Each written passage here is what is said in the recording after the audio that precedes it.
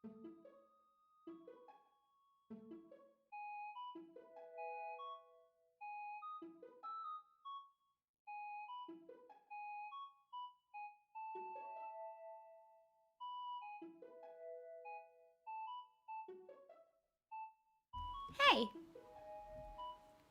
Hey, what brings you here? Hey, when did you get here? Oh my goodness.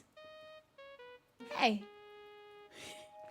Hey, how'd you get in here? Hey, where'd you come from? Hey, what's going on here? Hey, who are you? Hello? Hello, hello, hello, hello. Welcome. Welcome. We're gonna read Am I the Assholes? King Ellie, thank you for subscribing. Cable, thank you for subscribing. Hey. I'm still not used to the hair. I'm also not gonna lie. The way that it's evolving is not a good place. But I have some ideas on how to fix some of the problems I've run into with this hair. I knew these would probably happen because, one, I bleached them at completely separate times, and two, the top half had been dyed black before, so the top was much harder to lift than it was when we lifted the bottom way earlier, so you can really tell. This is pretty yellow, pretty like golden blonde, which is easy actually to fix. I got a purple shampoo on the way. That's gonna come tonight. However, this part, what I need to do is purple shampoo the top half and not the bottom, because the bottom is already toned too much where it is too not yellow, but the top can't get there because it was bleached over black hair, so it can't lift that far. So I kind of have to do purple on the top half and no purple on the bottom half, if I can manage to even figure that out. Because the bottom's already really toned and like ashy and light, but the top is not. Unless, I'm gonna try it dry. Has anyone tried purple shampoo on their dry hair? And is my hair gonna turn purple? Because I'm scared. That would just scare me. Don't do it dry! Don't do it dry! I won't do it dry. Never mind. I take it back. I'm gonna do it wet. You know what I have had happen? I've had bleached hair before. I've had bleached hair a lot of different times and a lot of different amounts of bleach each time. And one of the times, I think at the point where I had the most bleach in my hair, I tried to do, like a rose gold shampoo on my hair dry, and it made the roots of my hair pink, and the rest did not change. And it was so strange because it was only the roots took the pink, and then the rest stayed untouched completely. Actually, it wasn't even the roots. It was like a section of the roots. And then this part didn't. So there was like that overlap area where I had my roots touched up one time. That took pink, and the rest did not. And it was weird. Anyway, can you have the sweater? This is, it says good mood. There's also, wait, you've never seen the whole sweater. There's a whale here and a fish. This guy's embroidered on, actually, which is, he's embroidered on, but way down here. And then over here is an embroidered on jellyfish and star, and it's water, and it says good mood on the top, and the sleeves have little waves. I don't think I've ever shown the bottom half. Isn't it cute? I thought it was cute, and I'm just wearing, here's what I'm wearing. OTD. Ripped gyms. Ripped jeans.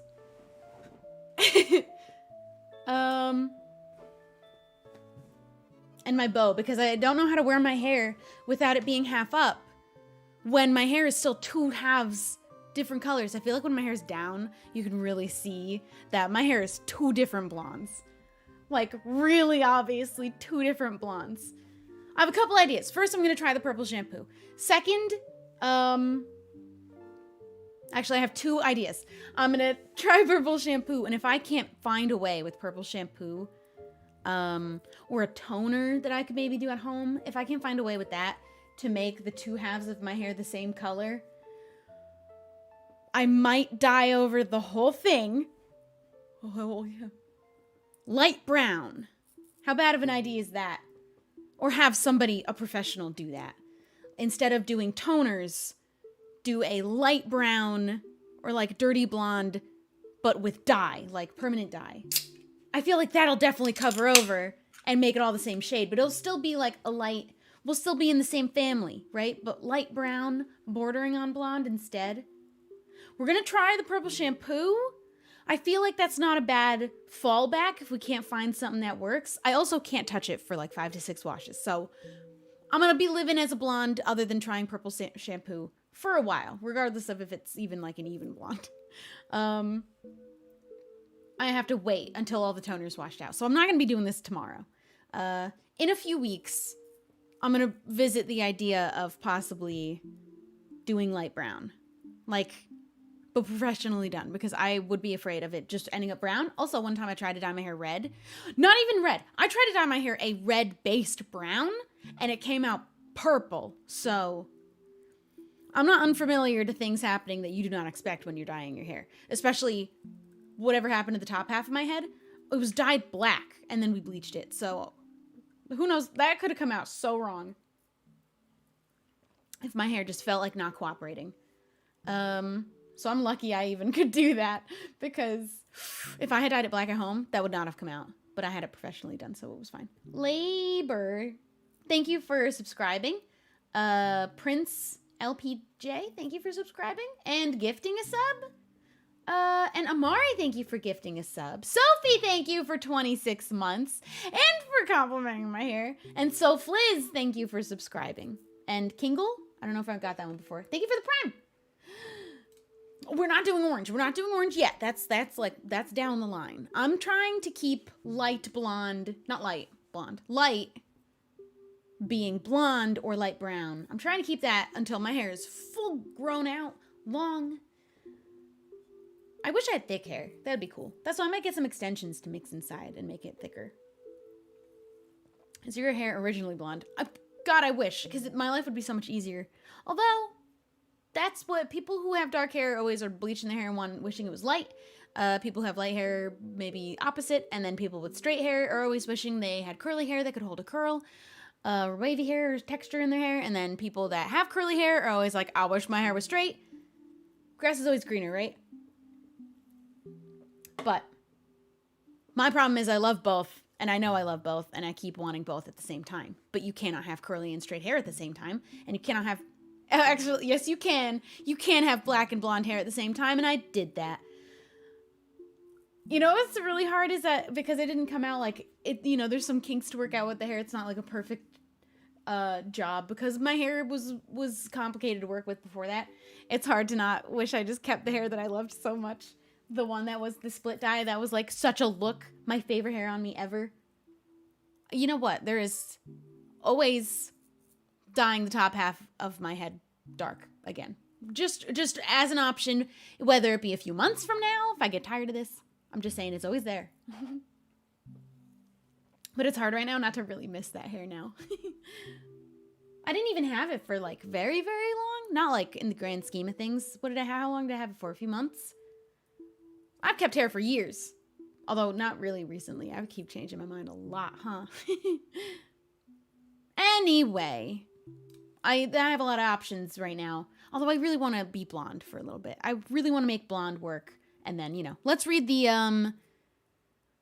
AITA standing for Am I the Asshole? There's a fly. I found not one, but two. I keep sidetracking. Not one, but two small spiders in my sink of the same kind. And I'm trying not to freak out that I'm afraid there are babies. I'm afraid they are babies. Maybe it's just two of the same small spider. But I'm afraid right now. And that's two in the same place. Little. I'm not built for that. I'm also leaving in 2 days. So I am not in any position for that to be the case. I really just hope it was 2 of the same little spiders. They were wives. Isa Crimson, thank you for subscribing. Butler, thank you for subscribing. Omega Lone Wolf and Sid Summer, thank you for subscribing. They're in my bathroom, and what's good about my bathroom is I keep it with the door closed as a regular thing because Star-Lord otherwise will go in there and eat the toilet paper. Anyway, let's pull out some Am I the Assholes to go over. Am I the asshole for not making my daughter apologize to my wife? That sounds messy. Family ones are always messy, and I feel bad judging. But that's like the whole point. They posted it out here because they want an outside perspective, and I feel like we give a pretty fair one.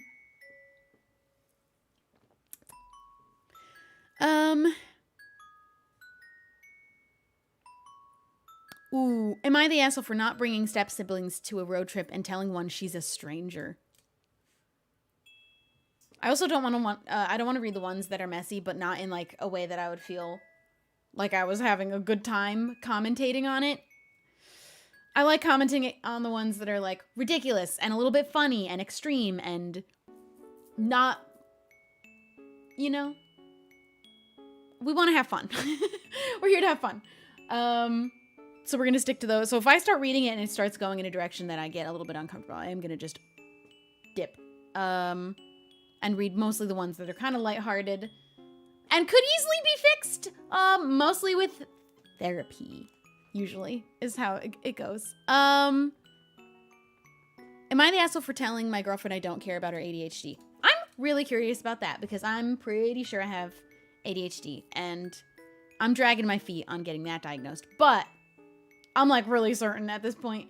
And I want to read that one. That sounds like that might be interesting. I'm curious because a lot of people think ADHD is complained about a lot and it's like not actually that hard, but it is actually, especially for certain people, that hard. So I'm okay. And I'm curious what her experiences are with ADHD. I just like reading about people's experiences with it. Who needs therapy when you have streams? This is not a replacement. Proxy Teenage Warfare. I read all of that wrong. Thank you for the Prime. Thank you so much for subscribing. Okay.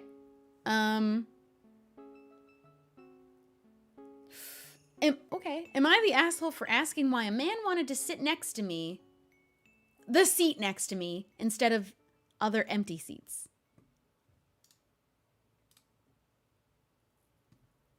That's suspicious.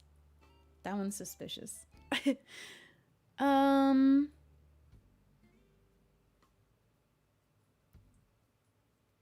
When is Mother's Day? Wait, I didn't miss it, right?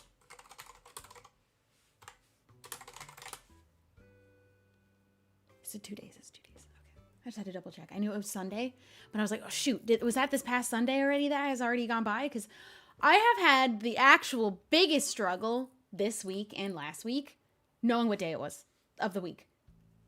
I have not been able to actually know what day of the week it has been. That's just the struggle of when you work by your own schedule and are self-employed, that the actual day of the week doesn't really have meaning to you. And so you forget all the time what day of the week it is. What day of the week is it today? It's Friday. I knew that. I did actually know that. I just forgot. It's Friday. Cool. I won't be live tomorrow, which is good because I'm going to be, my next Afterlife episode is going to be really good. Okay, let's read one of these because I'm talking too much. Okay.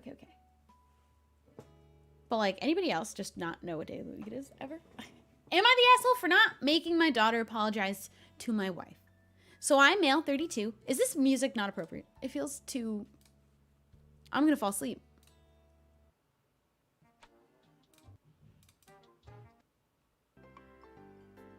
Why is it in the middle of all of these? Okay. When is your merch coming out? So soon. It's only a matter of days until I get the photos from our little photo shoot of the merch. After that, it's immediately. As soon as I have them, it's ready to go. I'm so excited. I'm really, really excited. Okay. So I, male 32, have a daughter, female 15, from a previous relationship in high school. My wife, female 30, and I have 2 sons, 5 and 3, together. Okay. We're planning a family vacation in June to go to Florida, including my daughter. A couple days ago when my daughter was staying over, we were discussing what we were planning on doing while on vacation. And my wife wanted to go to SeaWorld. All right, that's a red flag. My daughter said, you guys can go. I'm not going to SeaWorld, though. I'll stay at the hotel. My wife said, why? So my daughter explained she isn't a fan of seeing animals contained in a tiny space. But if you guys want to, that's on you. Agreed, actually, unless... Not in a tiny space. Unless on... I would love to go see animals, as long as I know that the place where I'm going to see the animals is rehabilitating and not like the bad zoos, you know, not a bad kind of zoo, but the good kind, where they are actually just only taking in animals that they need to and helping them and then releasing them back if they can, or otherwise keeping them safe if they cannot. You know, like animal conservation. I went to one of those in Virginia and they showed us a few animals, but they weren't letting us into where the other animals are. I'm gonna get sidetracked a lot. So I went to this animal rescue primarily for birds, and I have a ton of cages of birds outside on their property.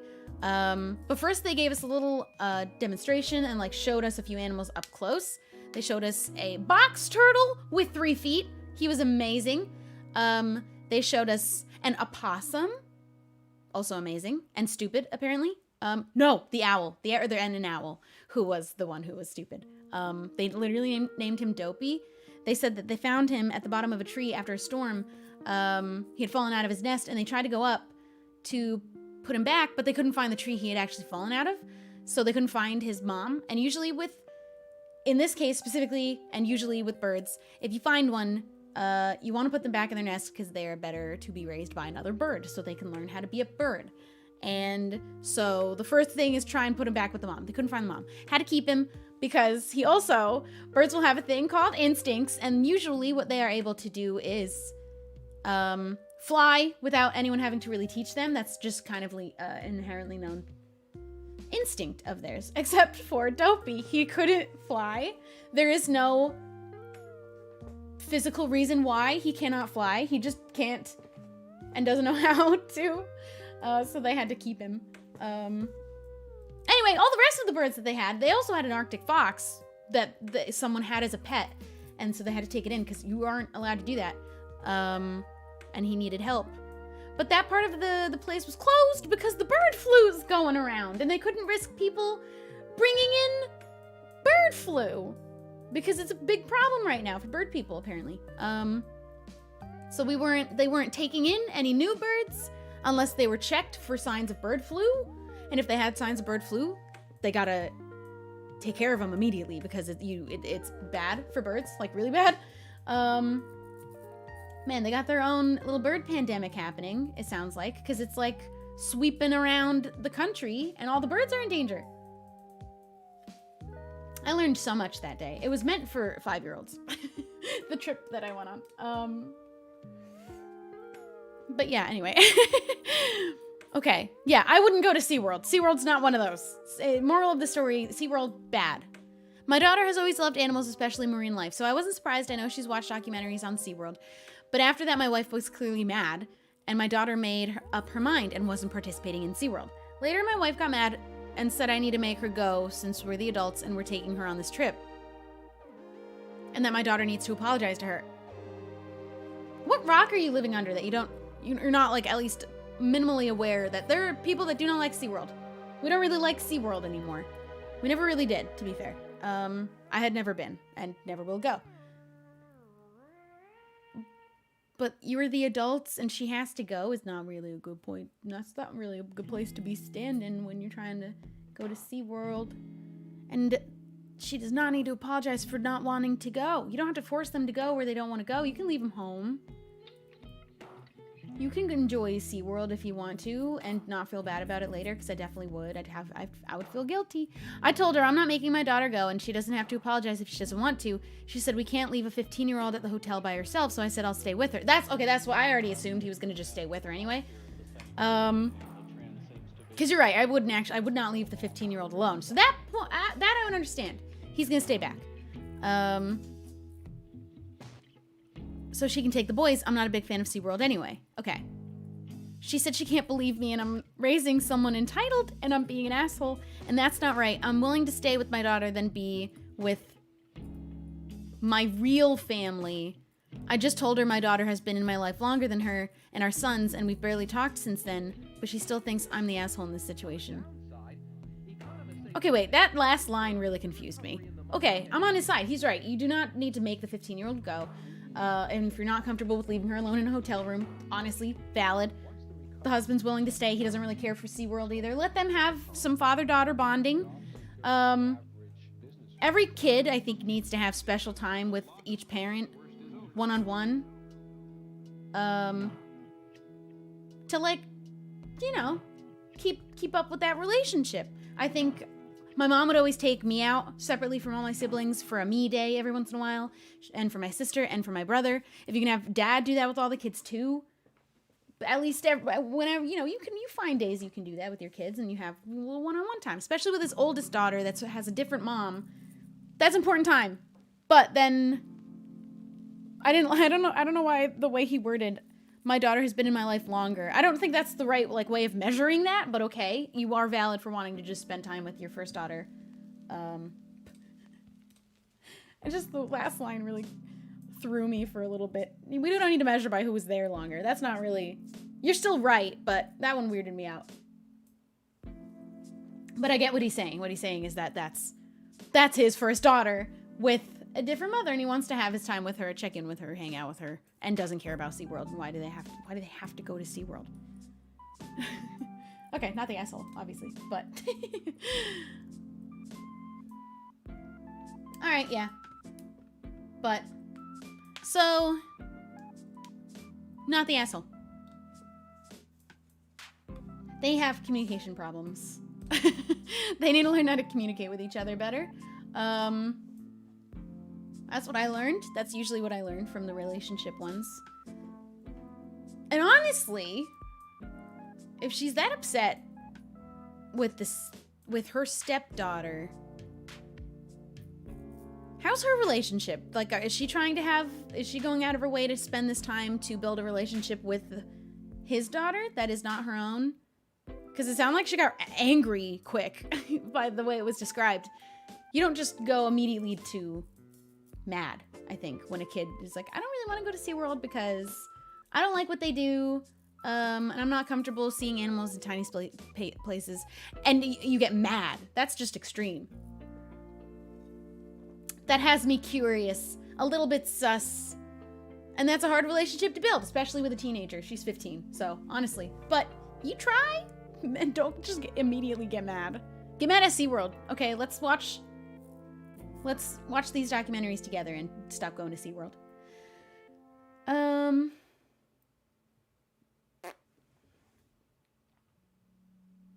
Speaking of Step, am I the asshole for not bringing Step siblings to a road trip and telling one she's a stranger? Now, this could get messy. This could be a messy one. When I was 16 and my brother Tyler was 19, our parents got divorced. It was extremely messy. They fought each other constantly in and out of... Also, just... Should there be a trigger warning on all Am I the Asshole stories, just in case they delve into a personal thing that might make you feel not good? I don't even know what you would put, though, because it is very all-encompassing, just in case.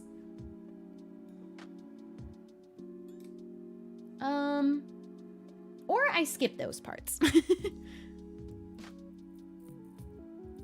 Tyler was already... This one, actually, they're already done talking about it anyway. Tyler was already away for college. I might want to write something out to put that and figure out how to write that. Tyler was already away for college, 3 hours drive away, so his dorm and then apartment was my favorite place to run away to whenever I can get away from it all. Before the divorce, we weren't particularly close, but now we're about as close as brothers can be. He could have just turned a blind eye on me, but he didn't, and I owe him a hell of a lot for that. Oh, I should speak slower. I talk so fast. I'm so sorry. It's been 5 years since then. Both our parents have remarried and now have several Step and half siblings from both sides that we never met, all younger. I didn't have anything against them personally, but Tyler and I prefer to keep our distance away from the drama. Our parents, however, still push us, mostly me, to be all buddy-buddy with their new kids. Maybe they still want to use me as a one-upping tool against each other. There's a lot of kids involved. Hey.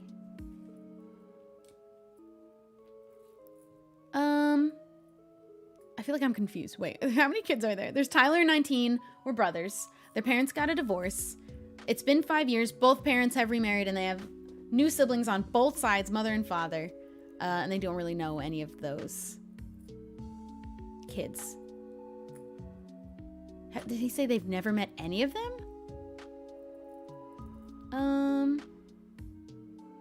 Yeah, he never met any of them. How do you... Okay. Maybe they still want... Oh, okay. Like they're on a race to get us to act as big brothers to their kids. I don't know for sure. All I know is I'm not interested. Again, I didn't have anything against them personally before all this. I'm about to graduate college soon, and Tyler wanted to take me and a couple of friends along for a cross... I'm going to be honest. This one doesn't sound... this one doesn't sound like it's going to be one of those... The fun kind of problems in a family and relationship that would be entertaining to read. I'm like skipping ahead. That's why I keep reading really slow. I don't think this one's a good one. I'm just going to skip it. Am I the asshole for telling my girlfriend I don't care about her ADHD? Let's find out. Girlfriend 28 female and I 24 female have moved in together in February. She has ADHD that she is medicated and goes to therapy for. I've known this since before we started dating and did my best to educate myself on how to help her cope with the challenges. However, ever since we moved in together, the challenges have gotten worse. She never cleans or does any of the chores. She often leaves containers to grow mold in the fridge until I've started checking every single one daily to see if anything is spoiled. Have you ever been to her house? Okay, let me finish reading first. If she puts a dirty dish in the sink, it will stay there forever until I clean it. I know that I've been that person having to do all that also, but I'm just curious. Have you ever been to their place before? Because I learned my lesson in knowing what the place looked like before and then expecting it to be any different if I shared a place. It wasn't. I bought a dishwasher, but she won't load it due to her executive dysfunction. She won't take out the trash either or do her laundry. It's tiring, but I figured she must be suffering from work stress, so stepped up to help out. Okay. Listen, living with a person is really hard. Also, when you're in a certain place in your life, whether you have ADHD or anything else that you are dealing with, doing things like that can be really, really hard. Cleaning up, remembering to do laundry, take food out of the fridge, things like that become incredibly difficult to get done. That happens sometimes. But the incident that has made me lose it is the following. More than 5 times now, she has put something on the stove and walked away to be on her phone until whatever she is cooking set off the fire alarm. She's not managing well. I'm giving both sides the benefit of the doubt as I go, as I'm reading. Because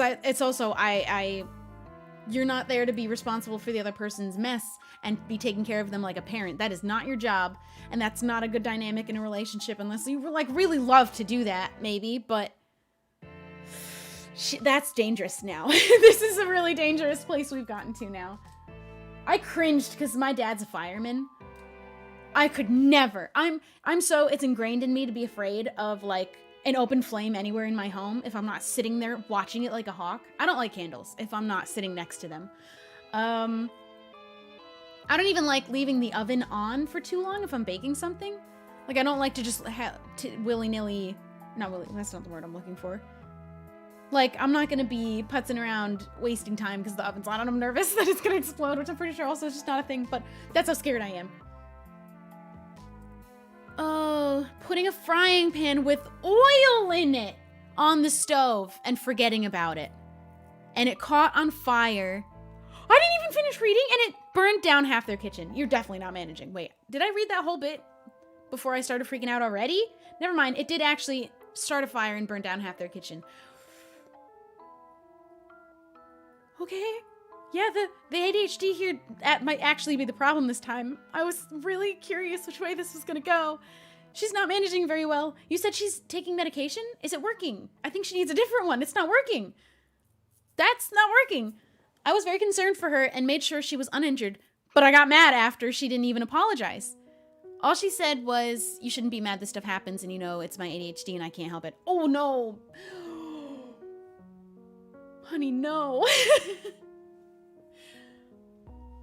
On one hand, yes, for some things. It is very hard. It can be really, really hard. And some things are definitely a challenge.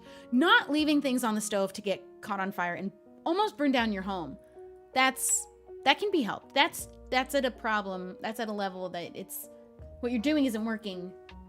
So you need to try something else because it's not working. And you can't help it.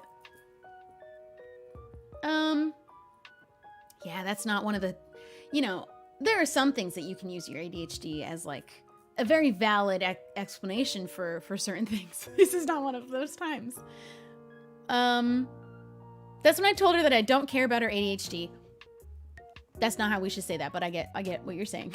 That I cared about us being pretty much homeless now, and that I had just lost the security deposit for the apartment, which was 3 times the monthly rent. That's a big deposit. Because she refused to use any of the solutions I offered and all the accommodations I've tried to make. How did she never set her own place on fire before? Or was she getting lazy because she knew she had somebody kind of like picking up after her? Because sometimes when you do that for too long, you end up enabling the behavior that you know what I mean? It starts out as you picking up after them and they keep saying they're gonna do better, and then you keep letting them not do better because you keep doing it for them. You gotta get out of that cycle, you know what I mean? The deposit being 3 times the rent. That's not money that people can just lose. She got very upset and left. I couldn't stop her because the landlord had just arrived at the scene and was pissed.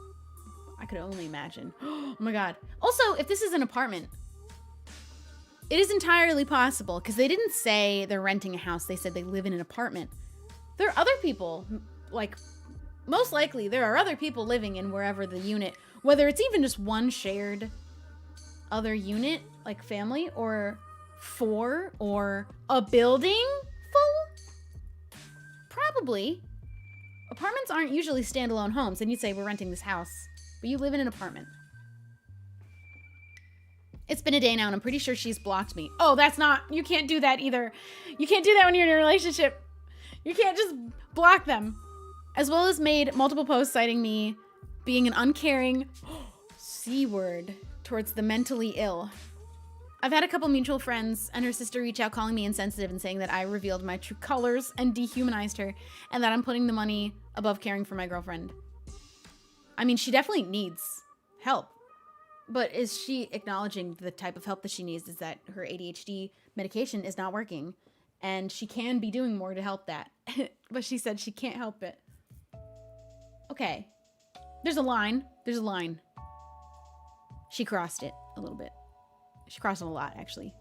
It got to the point of a fire happening. That's a lot. You crossed it a lot. Even the friend that I am crashing with told me that I shouldn't have snapped at her. That by saying I don't care about her ADHD, I have given her lifelong trust issues when it comes to future partners. So Reddit, am I the deluded asshole here? Okay. Here's my hot take. They both have something to apologize for a little bit. Where they are not of equal value, though, I will say. Because him snapping and saying specifically the phrase, I don't care about your ADHD, that is a standalone without context, obviously is a bad thing to say. And a very easily, like, I'm sorry I said that, I shouldn't have said that. However, in context, he obviously didn't mean just that statement alone. There's a whole history behind why he said it. And snapping is an understandable reaction, but also still a thing to apologize for. If you were maybe getting the other apology first, would probably be, that one should come first, the big one. The big one about you weren't managing your ADHD, which is your responsibility, to the point where your whole home almost caught on fire.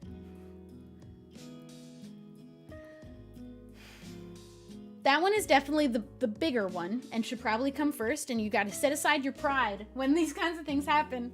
You can apologize and say I shouldn't have said that about your ADHD. It isn't what I meant. These things have been building up, and this was incredibly dangerous and put our lives and other lives at risk. We need to do something about that. Like, they both have a thing to apologize for, but one is way bigger than the other one. They're not equal, that's for sure. And you have communication issues. You all have communication issues.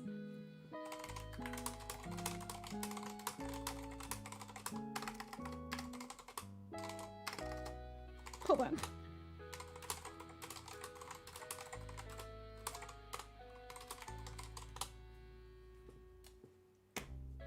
Clankety keyboard. Keyboard. Cyan Renee, thank you for subscribing. Phoenix, thank you for subscribing. I miss those ones. Yeah, I don't know. That's not looking like a...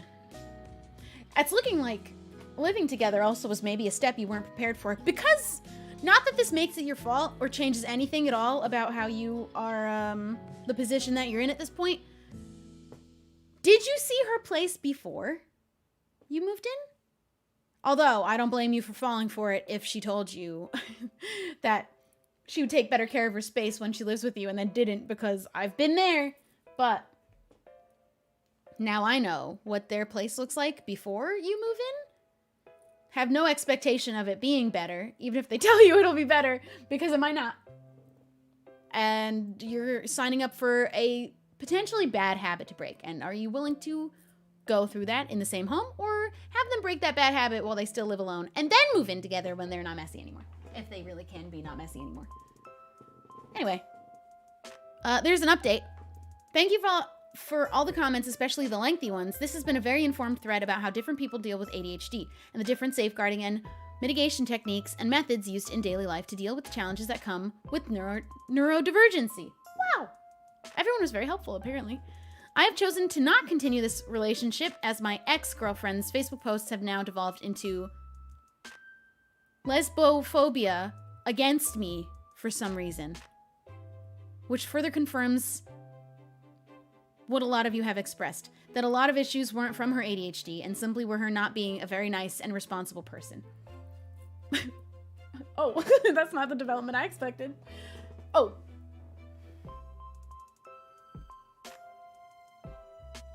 Okay. Probably not a good relationship to be in, to be honest.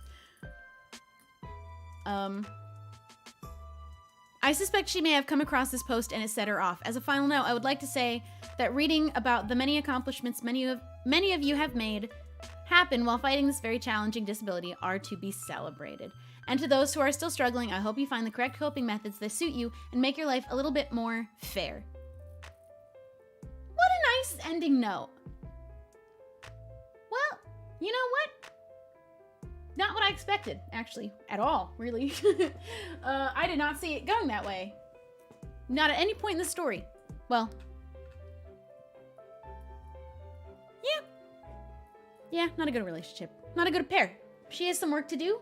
This is what I think. Another hot take. Everybody has two, like, aspects of themselves they need to work on. Where, like, for example, there's a lot you need to work on with yourself on your own. There's a lot of work to be done for everybody that has different issues or traumas from their past that now they need to work out themselves. And then there are the things that you need to work out that can only be done inside of, like, in a pair. Because I do think some things you won't be able to work on and do outside of a pair. We're reading Am I the Assholes, by the way. There are things that you won't be able to know you need to work on until you're in a relationship, but then you need to work on them. Okay. Am I the asshole for asking why a man wanted the seat next to me instead of the other empty seats? I'm suspicious of you, sir. Wait, where am I right now on this? This is fine.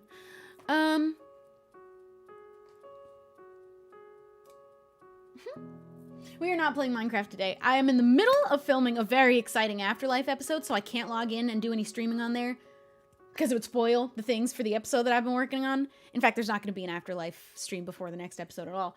And I did Origins yesterday, and I wanted to just do a fun couple hours or so of reading Am I the Assholes? As someone with ADHD, I appreciated the ending. It goes towards everyone in the chat. Yeah, because that could easily turn someone into, like, someone who ends up hating on people with ADHD, thinking they're all like that. It could have easily made people with ADHD look bad. It definitely does when you don't take responsibility and take the steps to be able to manage it healthy. You know what I mean? Am I gonna fall asleep to this song? Do I need something more peppy? Where's this going? What song is this? 4 a.m. in Animal Crossing New Leaf. This is kind of profoundly beautiful song, a little bit. Do you want some second opinions on the Reddit? Yes! Yes, I do. Did you hear the whole story, or do you want to read one? Dude. These are my favorite things to do now. I could sit here and talk about another person's relationship, an entire stranger to me. I have not heard. I just got here. Would you like to read some Am I the Assholes, Jack? We just hit 5 a.m. in Animal Crossing. No, we're at train station. We're at the train station.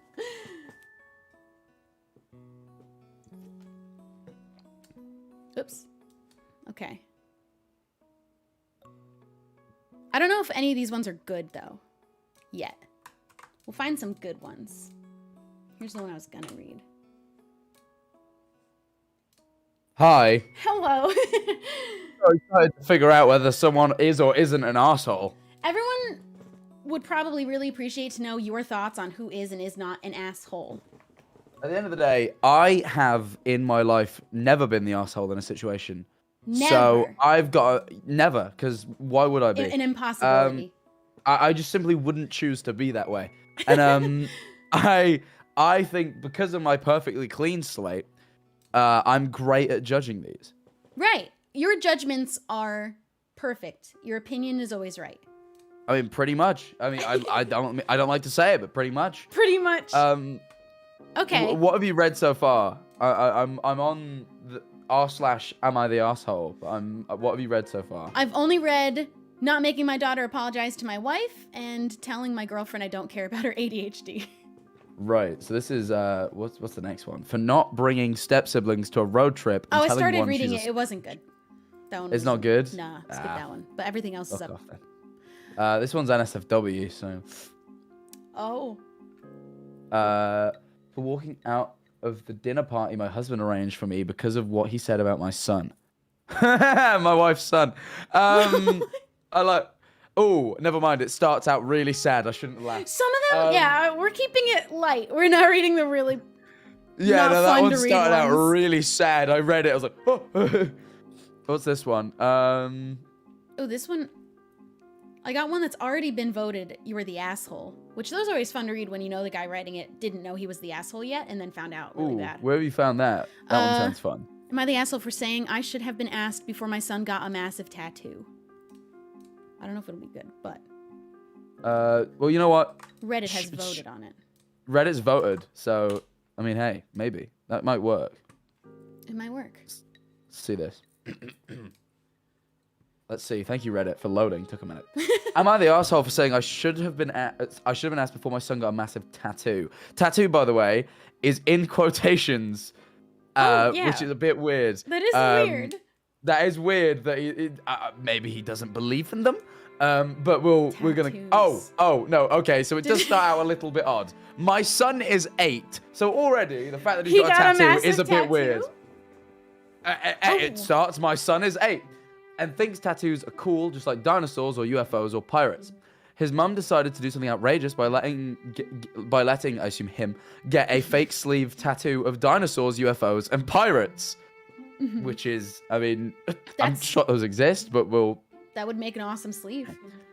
I found out after his teacher sent us an email about it. He thought it was too distracting. I had not seen my son since Friday. We share him every week. Okay. Weird wording. Weird wording. So they're divorced. We share him every week. Divorced, I think is what he's trying to get at. So this was strange. But yeah, no, this is a fake sleeve of tattoos already. Yeah, it was just so already temporary I'm thinking, tattoos. Yeah, right now I'm thinking, okay, this doesn't sound too exciting. Oh, sorry, too Controversial. What? Yeah, why is he vexed? Why are you upset? It's just stick-on tattoos. Anyway, I went to his school and surprised him. He was wearing a sweater and pulled it back, and I pulled it back to see his arms. I asked him if he had any other tattoos, and he said yes on his side. I looked up his shirt, and the sleeve runs to his side. His teacher was there, and I said it looked absolutely trashy, and agreed with. What? Wait. Sorry, the wording so. I think the teacher. Yeah. So did the teacher say it was trashy? Anyway, my son's mum said that she couldn't believe we're making a big deal out of what was the equivalent to markers and reminders that she does not have tattoos, but we do. I told her she should have ran this by me. I would have told her to tone it down. When I gave him a bath, I tried washing it off. This isn't the cheap cereal box tattoo stuff. I don't really... He just called his own son trashy for temporary tattoos.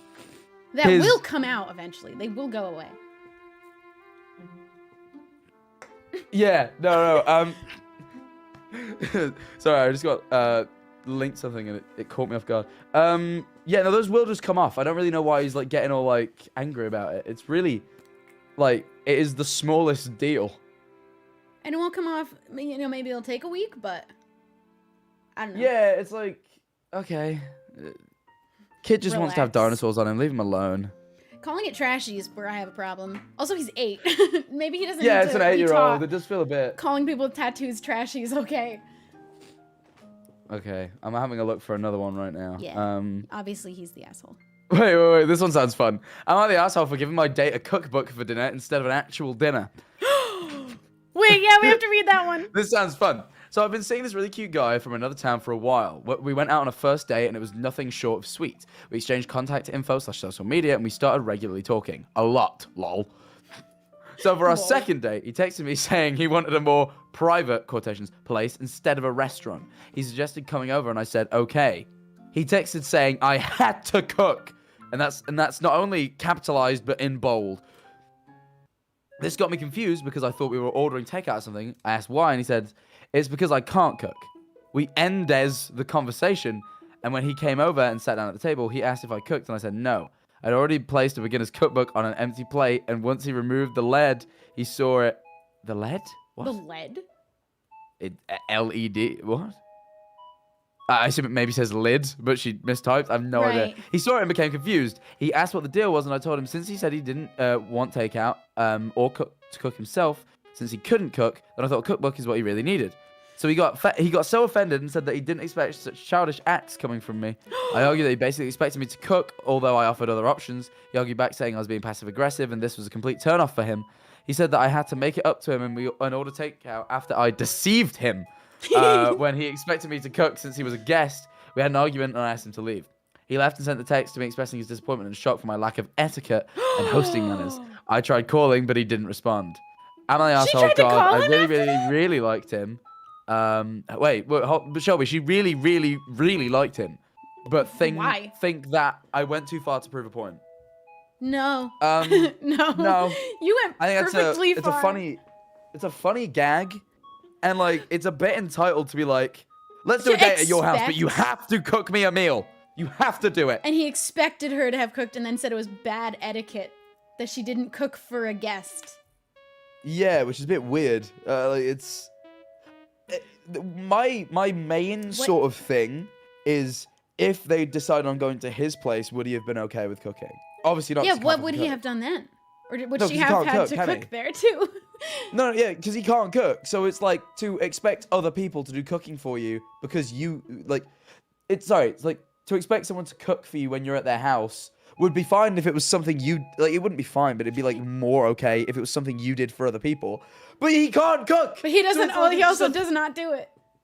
So it's like if you don't do it, you can't expect it on other people, dude. He needs to go back and live with his mom. That's what I heard in that story. He wants a mom to cook for him.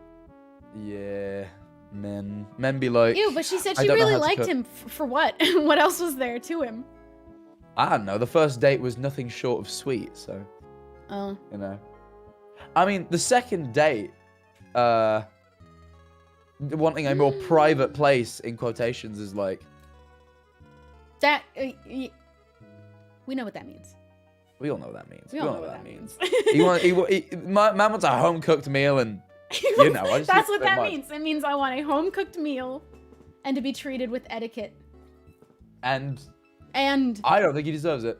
No. Not at all. He doesn't deserve to be cooked for in the first place, let alone anything else. 100%. I found one. Am I the asshole for serving vegetarians pork fat? Probably. It already Actually, sounds yeah, like. It already sounds. I'm already pretty certain. Yes. Case closed. Yes. I'm not 90% sure. My BFF and her family went vegetarian about 2 years ago. This is strictly for health reasons, not religion or morals activism. They were already super healthy in their eating and activity habits, but decided to cut meat to take it even further. They eat the occasional chicken or fish on rare occasion, but 99% of their diet is now vegetarian. Anytime we host them, I have to make sure there are good vegetarian options, or everything is vegetarian depending on who else is there. We had a Cinco de Mayo party tonight with them and some other friends that we hosted. Her family were the only vegetarians in attendance, 4 out of 10 people. I made a taco bar because it would be very easy to do a plant protein, meat protein, and everything else is naturally vegetarian. I chose to slow cook a pork shoulder for carnitas as the meat topping. One of the other items included in the bar was black beans. I have always cooked my black beans with some sort of meat flavor. Today I decided to leave the meat out for the vegetarians, but I did use some fat from the pork shoulder to saute the onions and garlic that got mixed into the beans. Nope. That's already where you went wrong, I think. Yeah, it's pretty. I mean, like, it's not so it sounded worse from the title. Yeah, it definitely, like, that's not I snuck. It wasn't like I snuck them because I feel like what they're doing is wrong and I'm gonna sneak them meat. Yeah. Like, it wasn't done maliciously. Let me it's just like, why would them meat? But he definitely is being a little bit dumb. It's a little bit of an arse. It's like a bit inconsiderate. Literally, but admittedly, it isn't made as bad because apparently, like, what they occasionally will eat chicken and fish. So it's like, yeah, they will eat those. Oh, they're probably not gonna like. Yeah, but it's not. They're probably not one of those people that's gonna be like, oh my god, I just ate meat. Like, this is like a moral thing for me. They're probably just be like, hey, I don't like eating that unhealthy thing. Yeah, could you not like? It is almost entirely. If it was an entirely accident that it happened, that would definitely be like, you're not an asshole. You're just dumb. But he is doing it knowing it is pork, but not to be malicious, but just doesn't think it's a big deal. It's still being a bit of an asshole. It's just not like you're dumbass. It's just not. It's not like evil genius tier. It's just like mild inconvenience to your friends tier. Yeah, right. I understand that this technically made the beans non-vegetarian since there was an animal product in it, but I figured it was such a small component of the dish that it really didn't matter based on BFF's reason for being vegetarian. Health-wise, animal fat and plant fats have roughly the same macros, and it was only a couple of tablespoons in the entire pot. Cut to dinner. Everyone was having a great time, ate a lot, including everyone having some of the beans. After one of my friends and I were chatting, she was raving about the beans and how I made them, and I told her how, and my boyfriend, who was nearby, turned to me and said, wait, there was pork in the beans? I said it was just a bit of the fat for sauteing the onions and garlic, but she got pissed and said, you know, my family's vegetarian. Why would you trick us like that? I tried to explain my thought process and that I wasn't trying to be malicious. I really didn't think it was that big of a deal, but she wasn't having it. They left pretty quickly after that. Yeah, you just are a dumbass. Yeah, also, like, the thing is, now they've explained it, I'm like, okay, I get your point. Like, if it is the oil is... Like, if the oils do genuinely have the exact same, like, almost the exact same properties as vegetable oils, and they are just doing it for health reasons, I can completely see in your head where you're like, okay, this is fine. Yeah, but like, you messed up. It was a mistake. Just warn them. Just tell them beforehand, like, hey, I don't have vegetable oil to hand. Is it alright if I use pork oil? It's roughly the same thing. Before they eat the beans, let them know, like, I did make these with pork. And then they could have still had tacos with the plant-based meat and no beans. They still had food to eat. They just would have been aware. No, the issue, the mistake he made was not telling them, I feel like. Definitely. Okay, you're the asshole. Yeah, a little bit. Low key. Not with malicious crazy, intent, but just with the dumb idiot brain intent.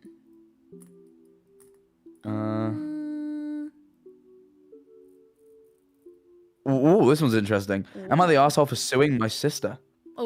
I see. But it starts with, I, 25 female, am in the process of suing my younger sister, 20-year-old female, for defamation of character. And I thought that was interesting. This sounds dramatic. Yeah. To give you some context about me, everything my sister has What? Oh, jeez, I can't read sometimes. To give you some context about everything, me and my sister have never gotten along. We always fought over everything, and most of the time they would become physical. I remember one time she'd gotten upset simply because I ate a slice of pizza, and she was saving it but didn't tell anyone, so she cut my hair, put cockroaches in my backpack, and put a moose in my bed. What? Eh? What? A moose?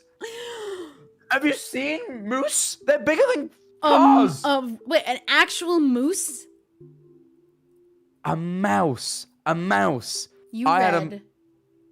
I have not been having a good day. My brain function has been very slow. Jack can't read. I can't, apparently. A mouse, not a moose. Okay. I was flabbergasted. I was like, how did she moose? find a moose? How did she I was lure the thinking moose like into the house? Godfather style, just the head in the bed. Yeah, That's what I bearing in pictured. mind that this is like when they're kids, I was like, sure. How did she do But sorry, that? she put a mouse in her bed. Okay, worse It took me years though. for my head to- Cockroaches in her backpack. We can't just scroll past that either. That's pretty bad, She's but like picking I guess them I up was with less... her hands and putting them in the backpack. Oh, it's gross. It's totally gross. But in my moose. head, like a moose was unbelievable. Like I can believe cockroaches as sad as it is.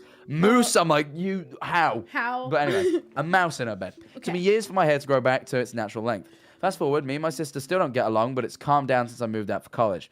Now, about 5 years ago, I met my boyfriend, now fiance, at a coffee shop, and we instantly hit it off.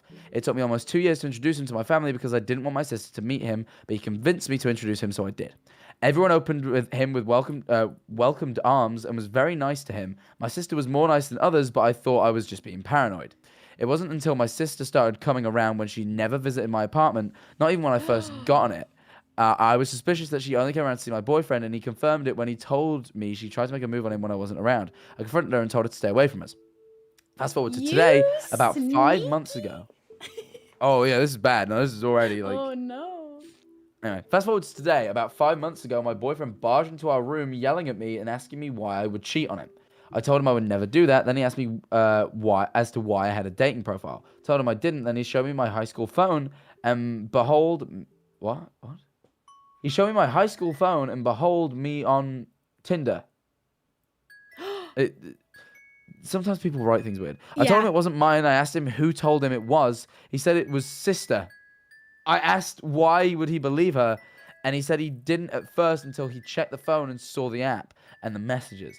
I told him I haven't seen that phone since high school, but my sister stole it, but he didn't believe me and packed his stuff and left. Jesus Christ, that's He just didn't believe you? Yeah, that seems quite... That's bearing in mind he probably is aware of the relationship with the sister. Like Yeah, she's he probably has to made be. it clear that her and the sister don't get Okay. along. She put cockroaches in then- my bag and a dead mouse in my bed. And a moose, and a whole moose she put in there. But no, that's like mad. But anyway, so Okay, he that just ups and leaves. guy's the asshole so far too. It wasn't until a month ago where he found out the truth because my sister what?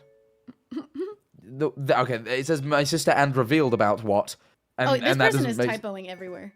Yeah, it really doesn't make much sense. It wasn't until a month ago where he found out the truth because my sister had revealed about what had happened to one of our cousins, about how she still had my old phone, and that she stole some pictures from my new phone and sent it to herself and created the profile. So our cousin told my boyfriend everything. Since then, my boyfriend has been expressed his apologies any way he can, but I was only worried about how I was going to deal with my sister. I didn't know what I was going to do until my coworker gave me the idea of suing her. I was hesitant at first, but gave in to the idea and sued her.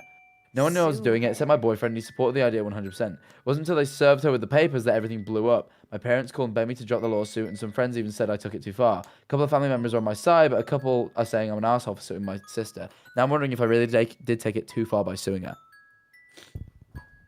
Oh my god. She was actively willing to sabotage her sister's life. Yeah, this is the thing. Like, that's really fucked up, but I don't know. Like, my response wouldn't be to sue. It's a weird thing to sue over. I would move far away. Oh, I just cut her off. Like, Yeah. that would just be like, for me, that would be like, okay, end of that relationship, completely estranged. She's a psycho, to be fair. The sister's fucking, like... Maybe a restraining shit. order. Yeah, no, 100%. Maybe a restraining order, sure, but suing is a bit weird. Because, like, what, you just want a payout from her? It's just a bit, like... I mean, okay. Oh, yeah, it wait, makes did you she feel try better. to do something to make her lose her job, too? Or did I make that it doesn't. up? No. I think you made that up. I don't think it says that. I just feel like I wouldn't want to use the money on that. And I would just cut her off, move very far away. I don't have a sister. Who? Yeah, everyone's saying original poster isn't the asshole, but not sure suing's the right way to go because of how hard it is to prove defamation. You're probably it's gonna cost a lot of money for you. Yeah, like I feel like she's not an asshole for it, but she's just inconveniencing herself. Maybe it'll send a message though, because like she's a psychopath. Yeah, true. Maybe it just send a message to the sister. That's a very fair point. I don't know if that's worth the money it costs to get a lawyer though, but yeah, I don't know. Oh my god, I still can't get over cockroaches in her backpack. Or the moose. I mean, I'm mostly... How did she take this moose down? I don't know. I mean, they are big, big creatures. Wait. Am I the arsehole for getting offended when called a druggie? To clarify, I do not use illicit substances nor abuse prescription medications. I'm a 22-year-old female who is chronically ill, but you wouldn't know it looking at me aside from the walker I use daily. Okay. This is very long. Oh, it is. I found it. It is. Yeah, it's... I mean, but is it funny?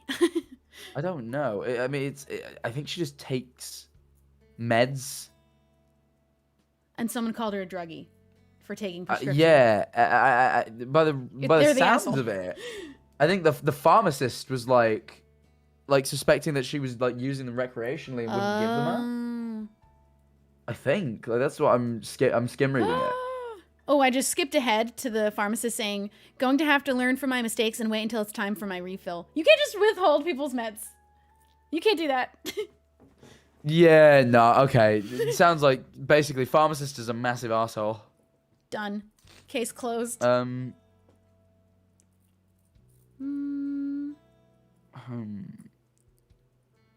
Am I the asshole for calling my cousins ungrateful little bitches?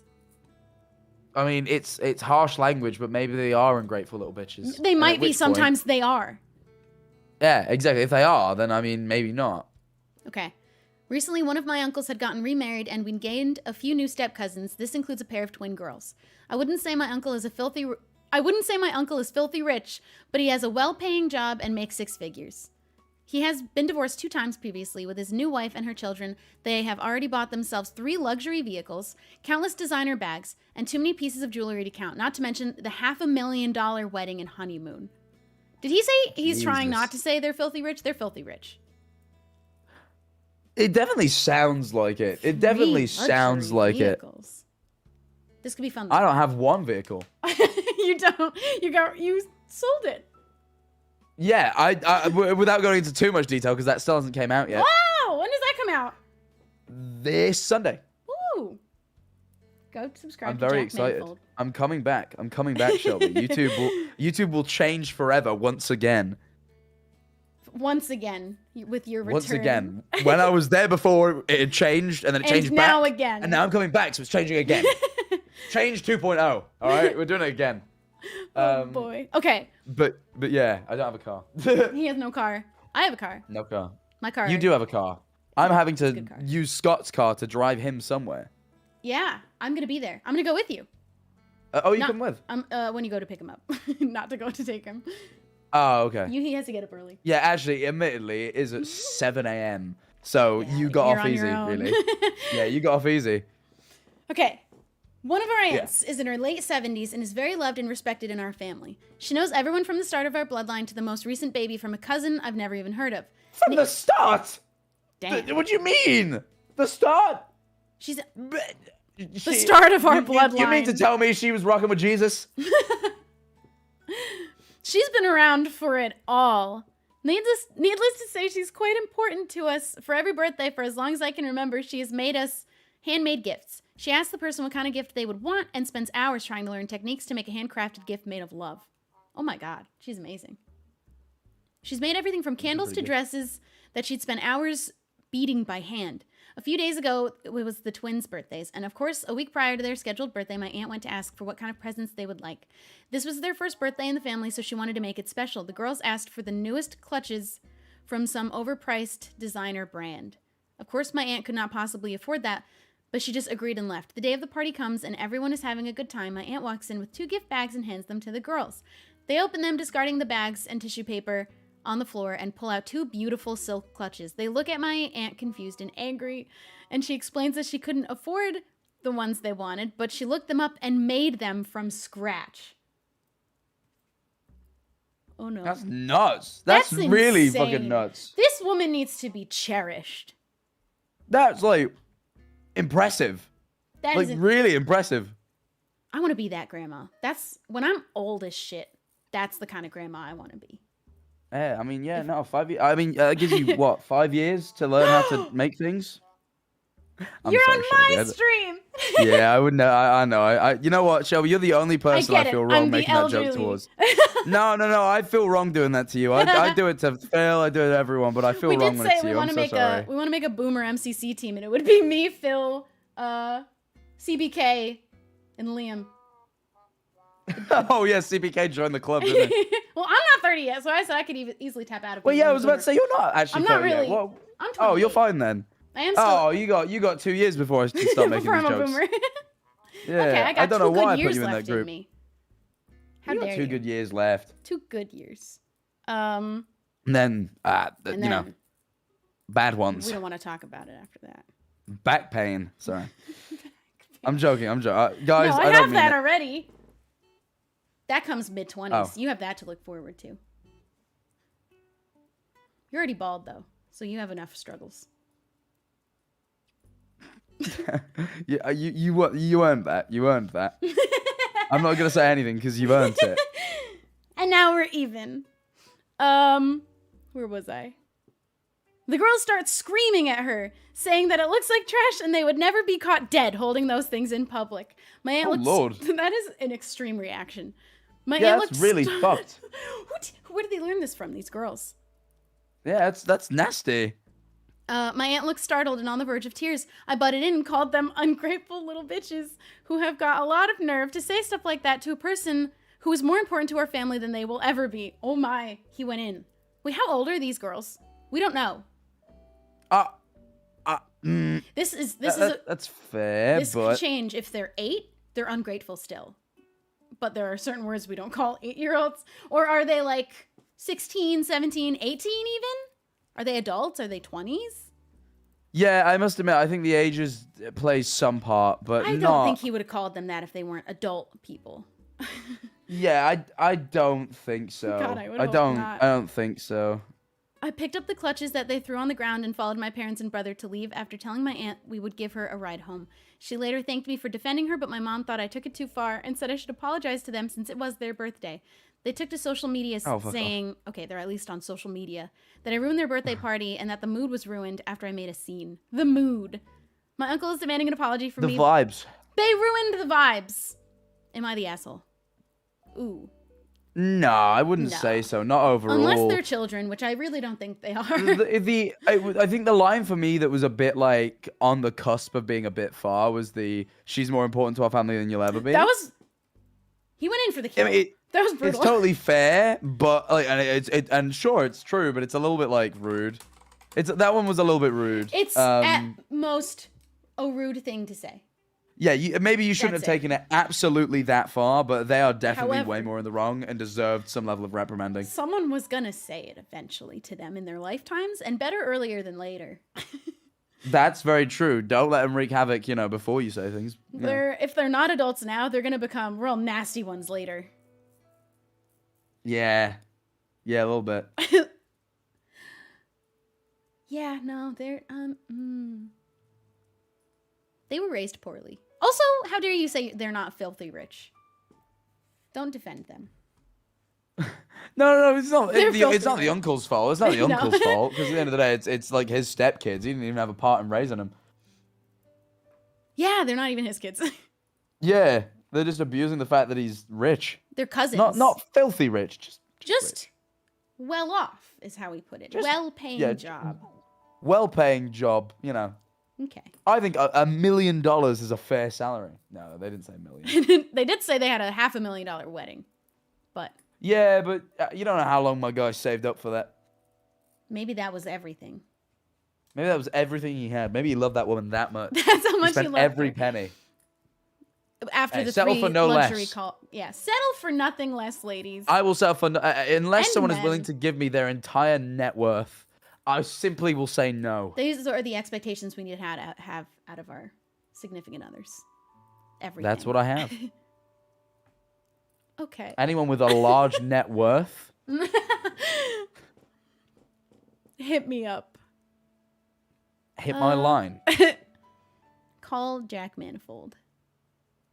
And if you could just send me, like documents, like your I don't know, your bank statements for the past 6 months, that would be ideal. Just so I can, I mean, I gotta verify it. You gotta verify it. Gotta verify it. Am I the asshole for charging my wife money to bake for her? Potentially, this definitely sounds like maybe. Maybe. But I can think of a context under which this is like. You never like, know. There's a context under which I can be like, I don't know, like. There's a scenario. Maybe, but I'm gonna guess probably, off the bat. I know it sounds horrible, but please consider my case. My wife, female 30, and I, male 29, have been married for 5 years. We have 2 kids, female 3 and female 1. As you can imagine, things are quite hectic. My wife has a really good job and a family wealth, allowing me to quit work and be a stay-at-home dad. Honestly, it is the most rewarding job there is. When I do get time during the day to do some work, I do some work related to my field. What is WFH? Ooh. What is that? Work from home. Work from home when I want to, so it works really well. Anyway, over time, I have become more interested in baking. My sister-in-law, female 26, introduced me to the hobby, and we baked together. When we can... Wait, what? People do write things weird. Yeah, Redditors be typing strange. My sister-in-law introduced me to the hobby, and we bake together as and when we can while watching the kids. In order to help each other, and we have cousins, bond. Okay, whatever. Anyway, we recently got into baking really fancy stuff. I don't even know how to read this one. Crans... I don't want to say that wrong, actually. Wait, I'm going to send it. What is it? Yeah, send it me. I'll see if I can would you know how to hack say it. this? What? Potentially, there's a chance, That. but ooh, I don't. Wait, let me Google. Get a picture. Let me put it in the chat so someone else tell me. What's that? Ooh, it's like a tiered. It's Scandinavian. Oh. It looks like tiered cookies. Like going in a volcano shape. How to pronounce? Okay, that looks complex Hold to on. make. Kranzakaka. Okay. I Okay. now know how to say that. Now we know how to say that. Now if I'm ever in Scandinavia, You'll know I'll when be it's on set. the menu what to get. Kranzakaka. I know that has marzipan in it. Yes. My wife and son-in-law both love them, and so they started sharing it with colleagues and friends. Now my wife wants my son-in-law and I to bake them and other fancier stuff on the regular. My son-in-law is really happy to take it on, and so I'm asking, as the kids come first, for my son-in-law is confident we can manage, though she also is an optimist. Okay. However, it would also mean quitting any and all part-time work on my end. Oh. Okay, the son-in-law, they're writing weird.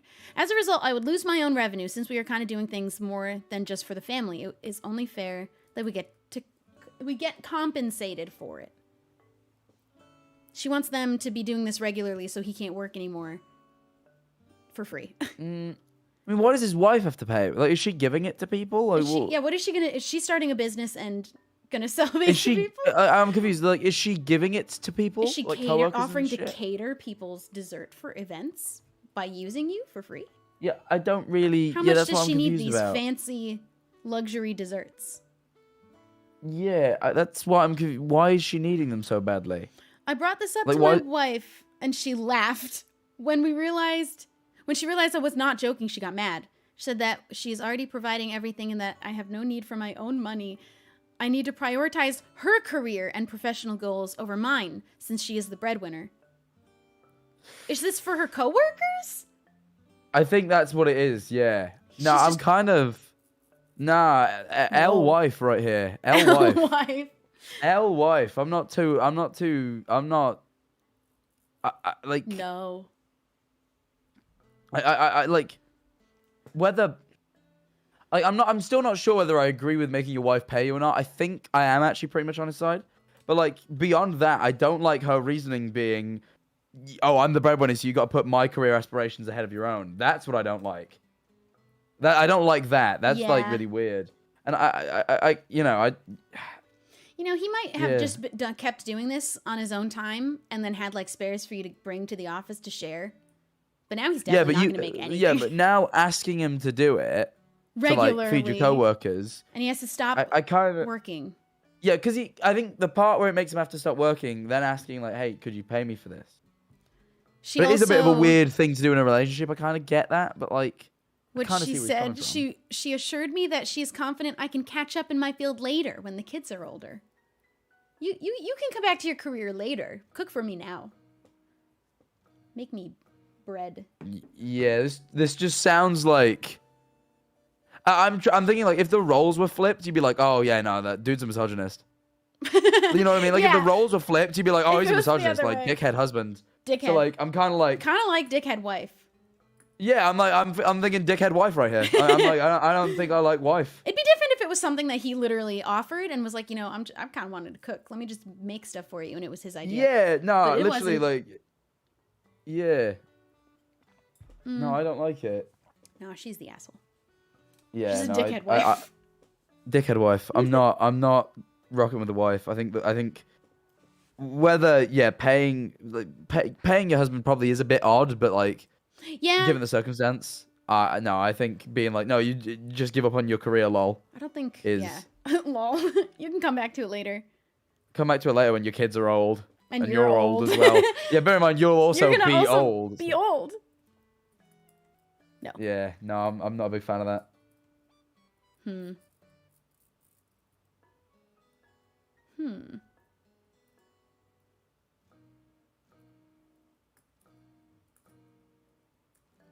I like reading the ones that are really juicy. The ones that kind of like catch me off guard when I like first read them are like. They're not what you expect. Good ones.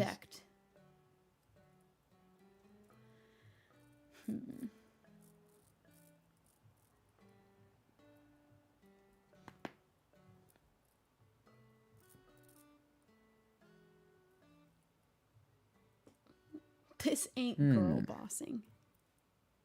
No. Definitely not. That is not girl bossing. Jesus Christ. Well. Am I the asshole for telling my brother-in-law to stop comparing my sister to his dead wife? Oh my god. Right, hold on. What's this then? I'm a 32-year-old female, my sister is a 37-year-old female, and my brother-in-law is a 40-year-old male. My brother-in-law was married to his high school sweetheart, but she died tragically about 10 years ago. He and my sister got together 4 years ago and have been married for a year. My brother-in-law constantly compares my sister to his wife who passed. These are fake names, but say my sister's name is Amy and his dead wife's name is Betty. He'll say things like, Amy is not much of a cook, but Betty always made the best steak. I'd do anything to eat her cooking again. Or... my sister has flat, straight brown hair that she is somewhat insecure about. My brother-in-law will say, Betty always had such beautiful blonde hair. So thick and shiny. My sister has told me that these comments make her feel incredibly insecure and unloved, but she doesn't want to bring it up and seemingly insult his dead wife. The other day, I went to lunch with my brother-in-law's sister and my two brothers and their and their partner, sorry. My brother-in-law made a passing comment about how he wanted a dog, but my sister is horribly allergic. He said Betty was such a dog person, she would let me have a dog if she was still around. Then he moved on like it was nothing. Yeah, no, already, yeah, this is a bit shitty. Like, you know, I get he's probably still grieving to a degree, but like... that means he wasn't ready. He can't just bring that up in front of his current partner. Yeah, it's like you can't be like, current wife's not as good as past wife. You can't... if only my past wife was alive. Now I'm settling. Don't make those comparisons out loud, for sure. Oh, yeah, because you naturally will. Like, sadly. You might think it for a while. You don't say it out loud to her. Yeah, it's like, don't get me wrong, I get he's probably like dealing with some stuff, but like, that's just rude. Anyway, I didn't confront him in front of in front of everyone. But after lunch, I pulled him aside and told him to shut up about Betty. Oh, well, that's not quite the Could have way been to say said it. in nicer. Yeah, he said I was being really rude, and he was words. just honoring our memory by talking about it. I said he could talk about it, but he didn't need to compare it to my sister ever. He said that the comparison was naturally in his mind because they were both his wives. The comparisons were usually funny and lighthearted. I really disagree with him, but I wanted to leave it there because he had somewhere to be. But it's been really bothering me, so I wanted to ask here, am I the asshole? The Reddit said not the asshole, but I must admit... What are the comments? The comments... everyone's like, not the asshole, but your brother-in-law is, sister deserves better, and like, there's a lot of stuff like that. I really don't like the... Like, shut up about X. Like, that's a little bit like, kind of understand this is still a man who's grieving the loss of his wife. Not how that should be brought up. No, be a bit more sensitive. I know, I get you're annoyed. She's obviously mad. Yeah. They both have a thing to apologize for now. Oh yeah, I'd 100% say like apologize to him for doing it that way because that's rude. But like definitely the brother-in-law overall is doing something wrong, and honestly does not sound like he should be married. No, they're married already. Yeah, he's married to the. He has remarried already. Yeah, he's already remarried, and they've been together like 4 years, which means his wife died. 6 years later, he gets with this new woman, and then 3 years in, he marries her, but just doesn't sound ready. He doesn't sound ready, and he might still, he's always gonna find things that are. You always will find similarities in people that you are attracted to. That's probably what was attractive in the first place. But don't say them out loud. You don't have to say them out loud. Maybe don't. And like, you can totally speak about your like ex-wife. Like, yeah, that's definitely gonna. You definitely can speak about her. Speak about her. And even in front of new wife, I think that's completely fine. Like I would assume they would in their relationship, having now married her. They have talked about her before in a very normal, because she was a person. But the comparison out loud is something we need to work on here, and maybe go to a therapist if you also still want to keep your current wife. Yes. No, I would argue that's probably the best way to do that. Most of the relationship ones, they need therapy. Usually, always. Oh, this one sounds fun. This one is, am I wrong? Am I the asshole, sorry, for texting my neighbor while my boyfriend isn't speaking to me? This one sounds... We'll see. That sounds bad. It sounds bad, definitely. But like...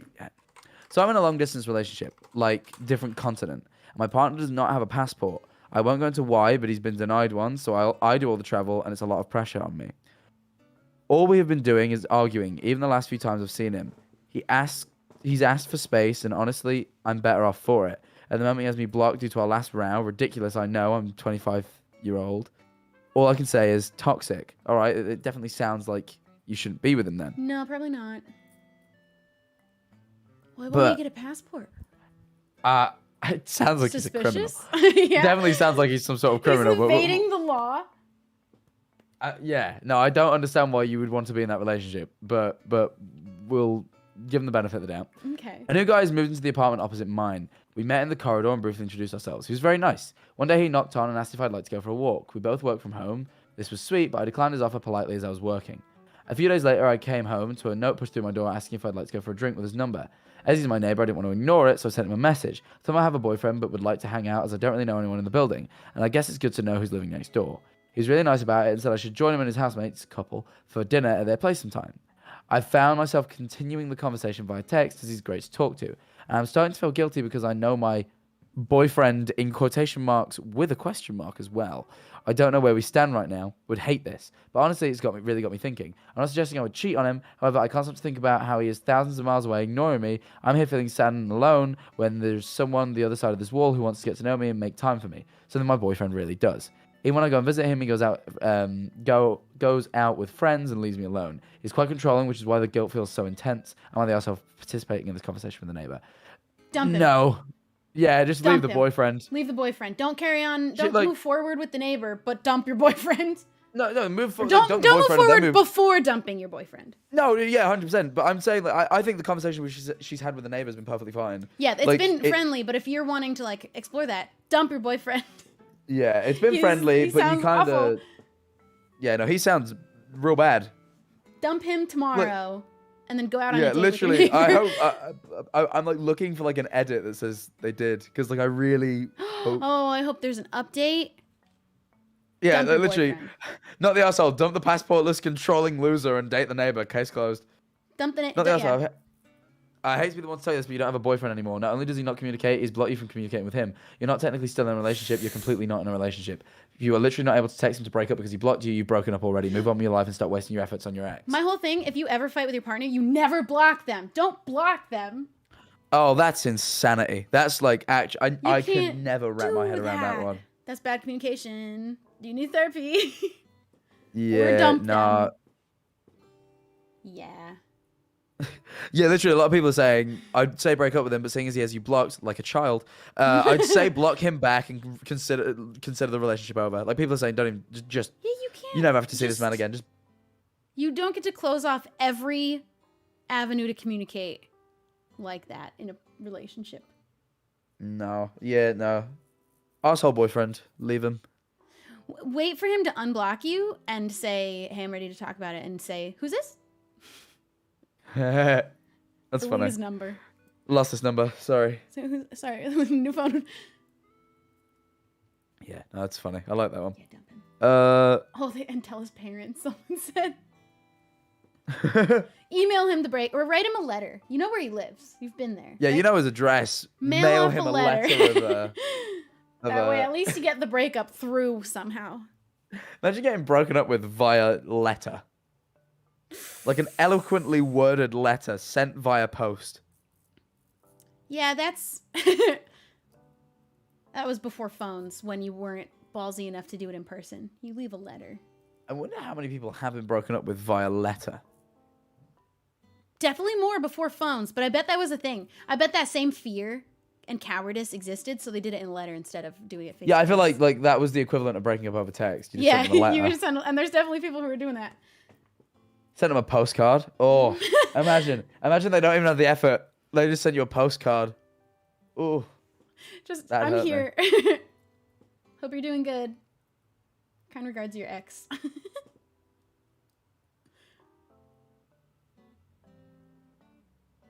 It's called a Dear John letter? Wait, I haven't seen that movie. Is that... What happens in Dear John? Dear John letter, Wikipedia. Dear John letter is a letter written to a man by his wife or a romantic partner to inform him that the relationship is over, usually because his partner has found another lover. The man is often a member of the military stationed overseas, although the letter may be used in other ways, including being left for him to discover when he returns from work to an emptied house. It's usually sent after time away on holiday. Okay, you know what? So I think it's less of a I don't want to face you, more of like, Yeah. oh, I don't have the means to communicate in person right now, but I do want this over with, so I'm just Yeah. gonna shoot you a letter. Okay, I get it. Well, someone said send a pigeon. I would love to send a carrier pigeon with my breakup letter. I would love that. I think if I was gonna get broken up with, I would like it done in the future via pigeon. via pigeon. Yeah, I adds a bit of humor to it. I'd get a laugh. I'd get a laugh out of it. I'd respect it a little bit. I'd be sad, but then I'd be like, hey, it's funny that they sent it via pigeon though. Yeah, it's a good move. Oh, this is weird. Am I the arsehole for not dancing with the groom Who at like are a you? wedding? Who? But hope you're it not doesn't the appear that wife. they're the wife. No, it appears You're they're the not the wife. wife, which is why I'm like, why were they invited to dance with the Why groom? would That's a you- bit weird. Yeah. Oh no. Right. Let's see. I, female 21, was invited as a +1 to the wedding of my then boyfriend's uncle. I've only seen him and his bride once before. They were very nice people, but nothing more. The wedding was nice, but I only knew my boyfriend, his sister, her boyfriend, and my parents-in-law. Back in 2019, I was way more shy and insecure than I am now, so I didn't feel overly comfortable going to a wedding. I only know 10% of the people attending. I made clear that I won't stay for long and will just attend his ceremony and maybe have a piece of cake. So I could have swore I saw my chair. I got another chair in this room. I swear I saw it move out the corner of my eye and it freaked me out. Is your house haunted? I'm not coming. You want to know a real story? Is it haunted? I'll believe you. I don't know. I've been told it's not, But I was once That sounds like someone who knows it downstairs. is. When they tell you No, it's I've been not. told it isn't. I've been told it isn't. But I also know that I have I'm gonna sound like I've got like an illness. I don't. I'm just a bit paranoid. Like I do have a tendency to think I've seen things. Oh, I'm like that. But this one, I hadn't seen anything. I was downstairs and I was watching a movie and I just kind of got tired and just kind of like was like, you know what, I might nap on the sofa. And I was about to fall asleep, and then I heard like 2 little whispering voices, and then I was like, oh, and I shut up. And like I looked and obviously nothing was there, but like I definitely heard 2 little whispering voices. Nope. But nothing weird's happened. Just some that. whispering. I may have just been half asleep, but I don't think I was. Okay. Now I'm scared. Just heard some ghost voices. You know, nothing. Just some ghost whispering. I'm gonna be extra paranoid staying there now. I know. Nah, you'll be fine. 1,000,000,000% certain Lizzie's house is haunted.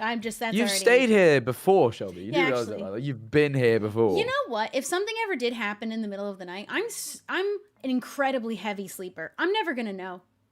Exactly. That ghost can be banging pots and pans, and I won't know. Exactly. Be You'll be fine. You know, Scott will wake up. He can deal with it. You know what's terrifying over there? What? Fox noises. They make. Yes. I hate that. Yeah. There's been a few times I've had like guests over, and like it'll be like late night, and the foxes will start. Like if for the chat, you've never heard a fox making a noise. They sound like they're screaming. It sounds like. It sounds. Horrible. It sounds like a. It sounds like a wailing dog. Like a dog tortured. in pain. Yeah. Yeah, it sounds like a dog that's in pain. And I've had people come over and like be like, "Oh my god, like a dog's like there's a dog in pain." Like, you know, like, that's what they say. And I'm like, "No, it's just a fox." Like I'm like, trust me, it sounds awful, but there's foxes all over near my house. You know what I do have instead? Foxes can sound like screaming, sometimes like a person. I have actual people that just sometimes walk up and down the block and scream, and that's also something fun to go to. You live in LA, the crackheads. Potentially. The LA crackheads will be like, okay, it's 3 a.m. Time to scream. Just the werewolves that come out at the full moon. Yeah. That's who it is. Yeah. But where were we? We read. Oh wait, did you find one? No. Yeah, I was talking about the not dancing with the groom one. Yeah. Yeah, but anyway, made it clear that I won't stay for long and we'll just attend the ceremony and maybe have a piece of cake. So we're at that point where like they don't really know anyone, they don't really want to be there. That was somehow unacceptable, and I was kind of pressured to stay longer, so I did. I used to have an eating disorder, and my then mother-in-law forced me to eat more to not be rude and set my own issues aside since it's her brother's day. I was already not feeling great, to say the least. The night went on, and people, and especially the groom, started drinking excessively. I was sitting at one of the tables close to the dance floor when the groom grabbed my wrist, pulled me away from the table. He wanted to dance with me. Mind you, he was really drunk, stumbling over his own feet. I made clear that I didn't want to dance with a drunk man I barely knew in front of almost 100 strangers. I pulled my hand back, which took me a lot of my strength because he had a firm grip. Later that night, I got yelled at by my mother-in-law and my boyfriend for how dare I embarrass the groom in front of his and the bride's family, and that was super rude and uncivil. Supposedly, it's tradition in her family, and the bare minimum is to dance with him once. That's a gross tradition.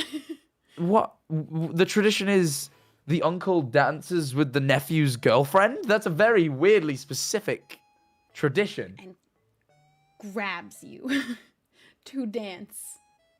Or is it the what?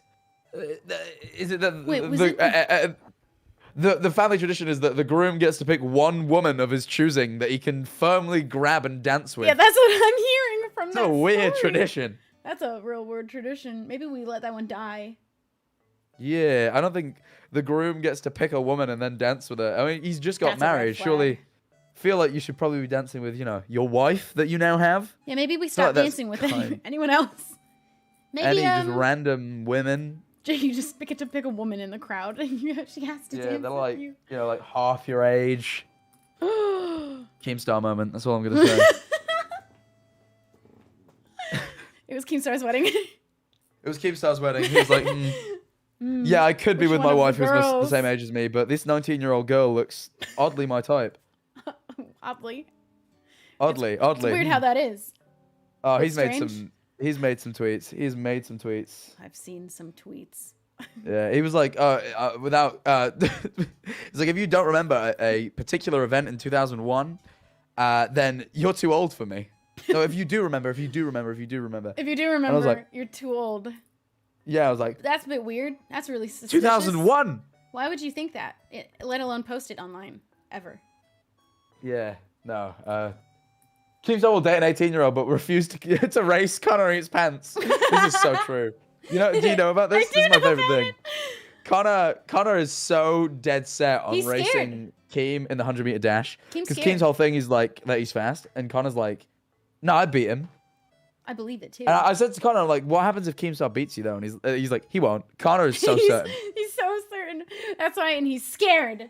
He's a coward. But Connor was saying Keem blocked him after Connor just started taunting him on Twitter a lot. But then Keem does this all the time. He blocks people constantly, and then he goes on these big unban sprees where he unblocks everyone. Blah blah blah. He left two people blocked. He's such a great favor by unblocking. Yeah, exactly. But he unblocked all these people, right? He left 2 blocked after he unblocked everyone, and one of them was Connor Eats Pants.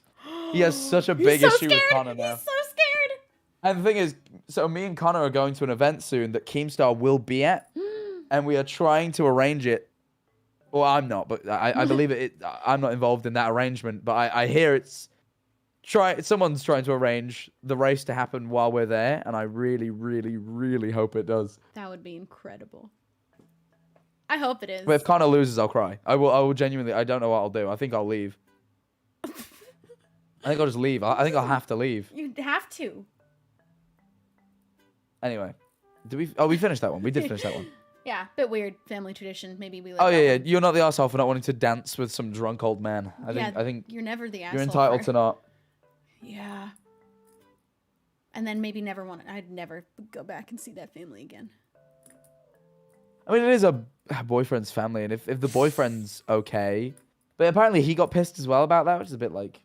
Wait, if that's her boyfriend's family, when they get married, is he going to do that to some other girl? Because it's tradition, you know? It's tradition, that's what it implies. I wouldn't marry him.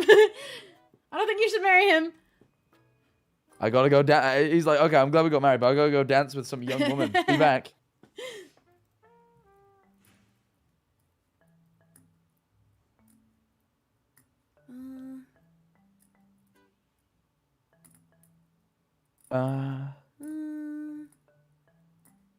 Sometimes they don't even have any votes on them at all. But sometimes that's where the gems are.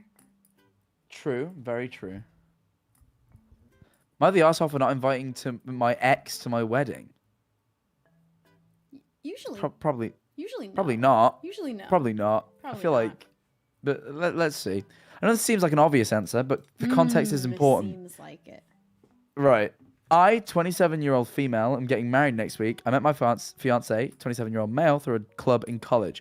We went to different schools, but the various branches of the club would meet for competitions and events. Most of our college friends were also members of this club. It was very close-knit across multiple schools in the region, and we've invited them all with one exception. I dated a different guy in this club from my school for about a year while I was in college. Many of the people who will be coming to the wedding are his old roommates or close mutual friends. They're all asking me if he's coming because they're excited to get back in town with the whole gang, and I've been getting a lot of really negative reactions when I tell them he wasn't invited. We didn't have a nasty breakup or anything, and we're on good terms these days, but certainly not friends. We mostly just have small talk occasionally because we work in the same small city in the same niche field, and our paths cross sometimes in that context. Feel bad for excluding him when everyone else was invited, and it would probably be a fun reunion for all our friends since a lot of them now live far away. But I didn't think he would even want to come since things are still pretty awkward between all of us. This all seemed pretty cut and dry to me since he's my ex, and I didn't think my fiance would be a fan of him being at our wedding either. But the reactions I've been getting from our mutual friends when I tell them he wasn't invited have really made me confused. Am I the asshole for not inviting him? No. You see, I'm not 100% sure. I think it is a little bit shit. Well, I think... Can he come to hang out and not go to the wedding? Not really. I mean, it is your wedding and you're in full control of who you invite, but I think it's... when you're inviting literally everyone from the group but one guy, and it wasn't even a rough breakup, like, it's just like, you're not together anymore, I'm like, you probably could have invited him. There's no reason you... I mean... the thing is that she's saying is, like, oh, maybe my husband wouldn't appreciate it. And I'm like, yeah, potentially, but ask him. Like you're saying, you think, just ask him. Like this is the thing. You don't have to invite him. You're not intrinsically an asshole for that. No. But it's like they're doing it for no real reason. Like they don't give it's not like if they went, I'm inviting everyone else, but our breakup was really rough. Then I go, oh, that's fair. I'm inviting everyone else, but my husband's really uncomfortable with it. Then that's fair. But they just kind of went, oh, I'm not inviting him because I just kind of why? Like they just kind of I don't know. I don't know. No, I think you don't use the occasion of your wedding. But it is a wedding. I kind of get that. It seems like you probably could have invited him, but if things are a bit awkward, then I don't know the full context. I think that's what it is. She also just might not feel like saying, but doesn't want him there. And you know what? That's valid. That's fine, yeah. I think I think I just find how they don't really give any reason for not inviting him. They just say like, do you think it's suspicious? Everyone's upset. Yeah, and I'm no. I just think it's a bit weird that they just won't say the reason, because it's like there probably is one, no doubt. I don't think she would just not invite him if there was no reason. There must be a reason she doesn't want him there. Uncomfortable, probably one of the ones you listed, but does not want to tell. Yeah, probably not the asshole, but I think it's an interesting one. This one could be mean. Am I skimming? Wait, what? I'm reading one that... Why is one of the rules of the subreddit, do not ask for advice? That feels like the whole... I thought that was a point. ...thing, right? Maybe that one, they're not looking for advice. They just want to tell their story. Yeah. And don't help them with it. Specifically, only that story. Is that one of the rules of the whole thing? Do not ask for advice. This is not an advice. It sounds so weird when you read it, because they say the primary objective of this subreddit is commenting to assign blame and pass judgment. And it makes it sound really bad. You may include advice when you make your comments, but remember that we are assigning blame. That is the point. At the end of the day, you're only here to pass judgment, so bear that in mind.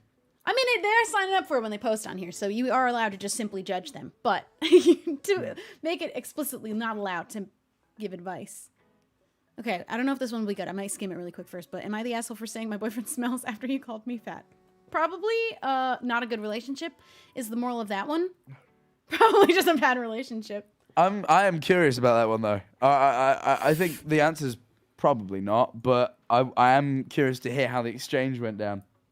My 26 female boyfriend, 22 male, has a bad habit of commenting on my weight. I'm overweight, even before dating, and in the last year, my boyfriend has been making a lot of comments about it. He started by asking me to try to lose weight, as it wasn't healthy to be the size that I am, and he wanted us to better each other, which is fine. But I also am aware these comments started after his family found out about my size and made distasteful comments about it. He also said very hurtful things about my size, which caused arguments and often led to me crying. That's a bad relationship. Yeah, like, already that's a really just bad relationship. Boyfriend's just rude. Yeah, just bad. Like, drop him. Yeah, no, that's just shit. But anyway, I'm curious now. How does it come about? Yeah, how did you? He smelled him. Yeah, when did she just go? All right, you'll smell it then. But you smell though. I'm pretty numb to it now, but I've spoken to him countless times about just not discussing my weight or weight loss plans. He's constantly asking me to diet and weigh myself. Oh no. And now he has decided every time we have little petty fights to jokingly call me fatty. That's not jokingly if it's during fights. If that's he's only just mean.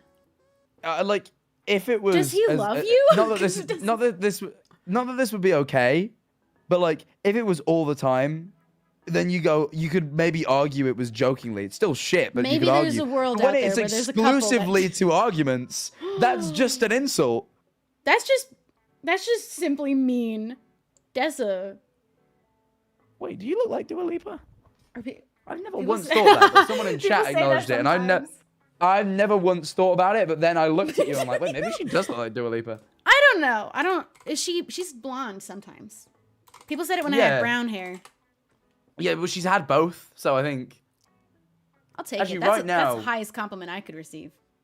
Actually, you know what? No, I do see it. I do see it a little bit. Sweet. In certain pictures, I do see it. Not always. But like, I'll take that. All right. I feel like Dua Lipa kind of changes, where like sometimes I think she just looks like herself, and then sometimes I'll look at her and I'll think for a second it's James Charles. Okay, you know what? I have had people in different videos at certain angles be like, she looks like James Charles here. And I hate that. Wait, I don't think you have that. I James don't think Charles I look quality. like James Charles. No, I think Dua Lipa disagree genuinely there. sometimes does, but I don't think you've ever had any James Charles like moments in my eyes. Like that. Look at that picture. Tell me that does not look like James Charles. Oh, a little bit when, okay. Like at first glance, I assumed it was James. I think he's we can't deny he is talented with makeup, whether you like him or not. Unfortunately, you have to admit. Oh yeah, and so no, I you don't can't. doubt he has the skill to transform his face to look like someone I think as he's gorgeous done as it. Dua Lipa. Yeah, I think he has actually intentionally done that, if I recall. Where did I just save her picture to? Well, I can't find it. I saved it to my desktop. Oh, you're trying to show it, chat. I was gonna try to show. Where did you go? You guys can just Google Dua Lipa. Oops, that's a mushroom tattoo I wanted to get, maybe. Yeah, just Google her. Okay, wait, where was I? I used to call him a bitch afterwards, but he didn't seem to care and would laugh it off, whilst it's just been building and building how hurt I am. Well, one thing my partner is sensitive about is if he smells. Oh, she wants to hurt him, because bitch doesn't do that. I have made comments about him not smelling so fresh only twice, and had to apologize profusely after both, as it obviously upsets him. However, once again, as usual, we had a phone call where we were moaning to each other about little things, and he called me fatty. So this time, I called him smelly. I just want to say, you should definitely not be dating. This is definitely not. You shouldn't, but this is very unhealthy. I think she behavior. deserved this win. She deserves this win. She did deserve this win, but now you have to break up simply. Yeah, you have to break up now. You deserve the win. Oh my god. He instantly got quiet and told me he was going to hang up. I told him if he was going to call me fatty, I was going to call him smelly, and it's only fair. He actually said that I had been making a habit of telling him he smells. The other comment happened a week ago. So he was going to hang up as I was being hurtful. I told him he said hurtful things about my weight all the time, so what's the difference? And he hung up. Yeah, there's just no argument because there's literally no difference. Okay, I hang up. Dishing out. Yeah, but you have to get out of this relationship. What are you doing? I am consistently baffled by what people will deal with in relationships. He's just mean. He's just a mean person. Like, people will be like, oh yeah, we fight every day, and like like I literally want to like kill him, but like at the end of the day, there have to be good things that we're not seeing out here. There's no redeeming factors to some of these relationships, and they'll be like, yeah, but what was good about this guy that, or what did he lie? I think honestly, a lot of people, like, I don't know whether it's just they're scared of breaking up or like. There must have been real love at the beginning, but at some point you stopped being able to communicate effectively with each other, and he got mean. And is calling you fatty when he doesn't like when you're arguing. That's so wrong. You just have a bully living in your house. I've heard memes about straight relationship culture and just treating each other awful and saying it's totally normal. You just hate each other. Yeah, I must admit, I from living with a gay man have just through conversations found that gay relationships just aren't the same. No, and also they sound honestly healthier. Women dating women also. Definitely not 100% of the time. Yeah, when I say gay, I just mean they can be so much gender. healthier because you can understand better. Yeah, what it is, I feel like naturally men and women communicate differently. Like not where they can't really communicate. Healthy women dating women relationships that I'm like, damn. Yeah. I'll never have that. I think it is purely just men and women communicate differently, just kind of intrinsically. Not to the point where they can't communicate, but where like you get these weird like misunderstandings really commonly, just because like when men say certain things, women hear different things, just because like I don't know how to explain it, we just communicate differently. But when it's the same gender communicating, like that doesn't happen. So I find it's just so much easier. Yeah, I could definitely see. Somebody said, have you ever seen the Reddit, are the straights okay?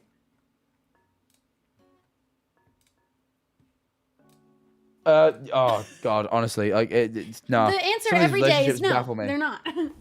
The thing is, you read about these relationships, and it's never two men or two women. Never once do you read about these relationships. It's like, yeah, and they call me fat all the time, and basically, like, we hate each other. Never, ever is it 2 men or 2 women.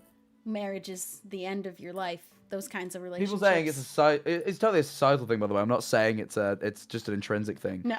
I'm saying it's like intrinsic, but because of structures. But the top comment on this particular story is, "You are the asshole to yourself for staying in this relationship." Yeah, no, it's huge. time. It's time. They said ditch his smelly ass. He's mean. Yeah, smelly man is mean. Smelly man is mean. Ditch smelly man. Ditch smelly man.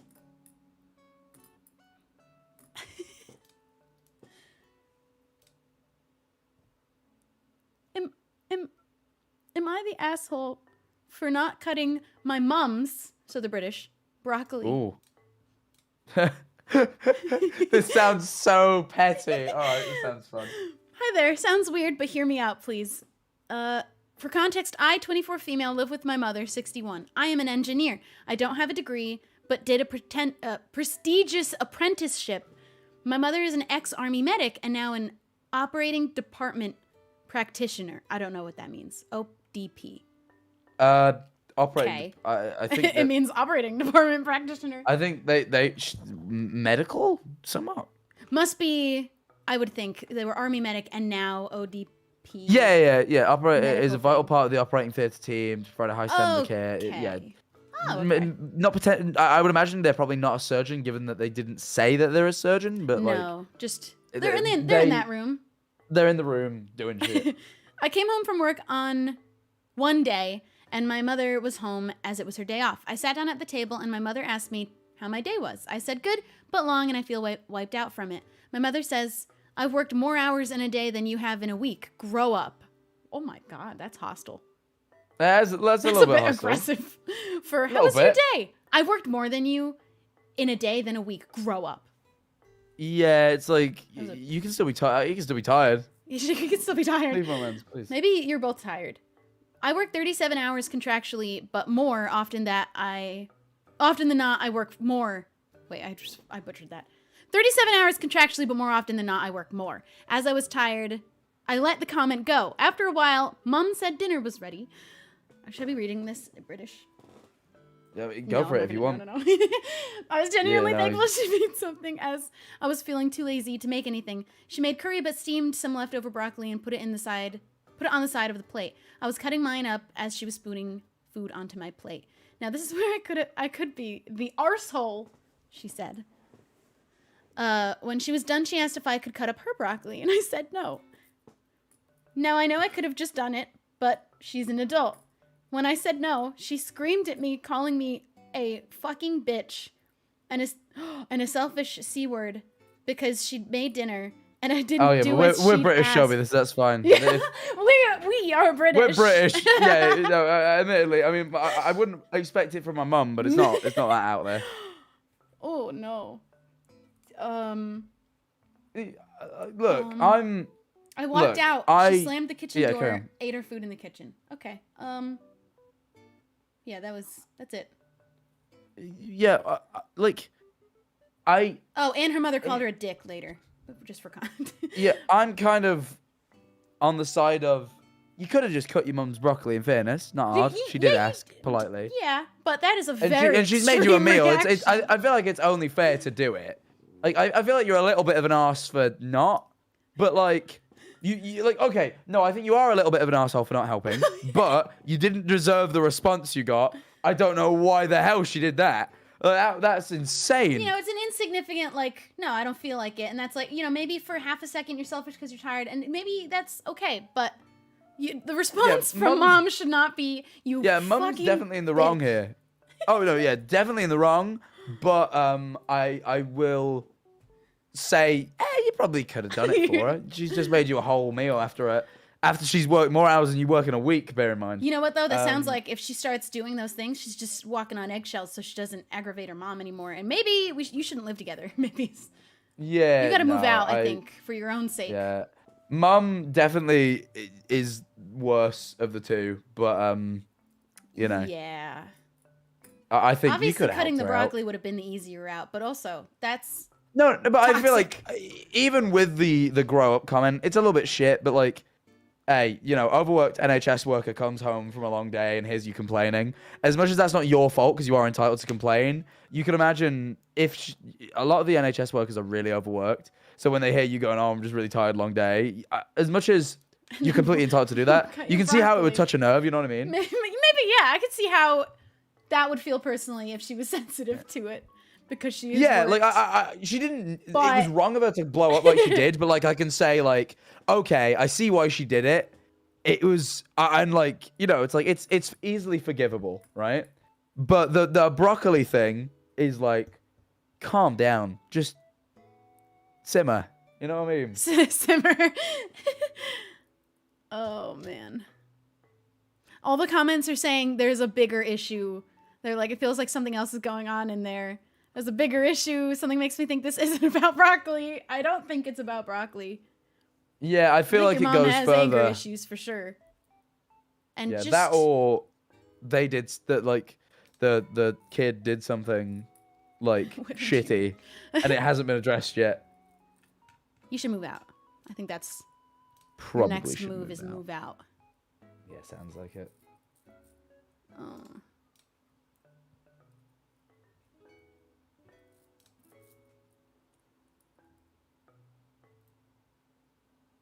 Wait, how does she work more hours in a day than she does in a week? She does 36 hours a week. How's mum squeezing 36 hours of work into 24? Wait, this math doesn't check out. Yeah, no, she's lying. Hold I reckon on. she's telling porkies. I think she's lying. 36 hours in a week. I worked more than that in one day.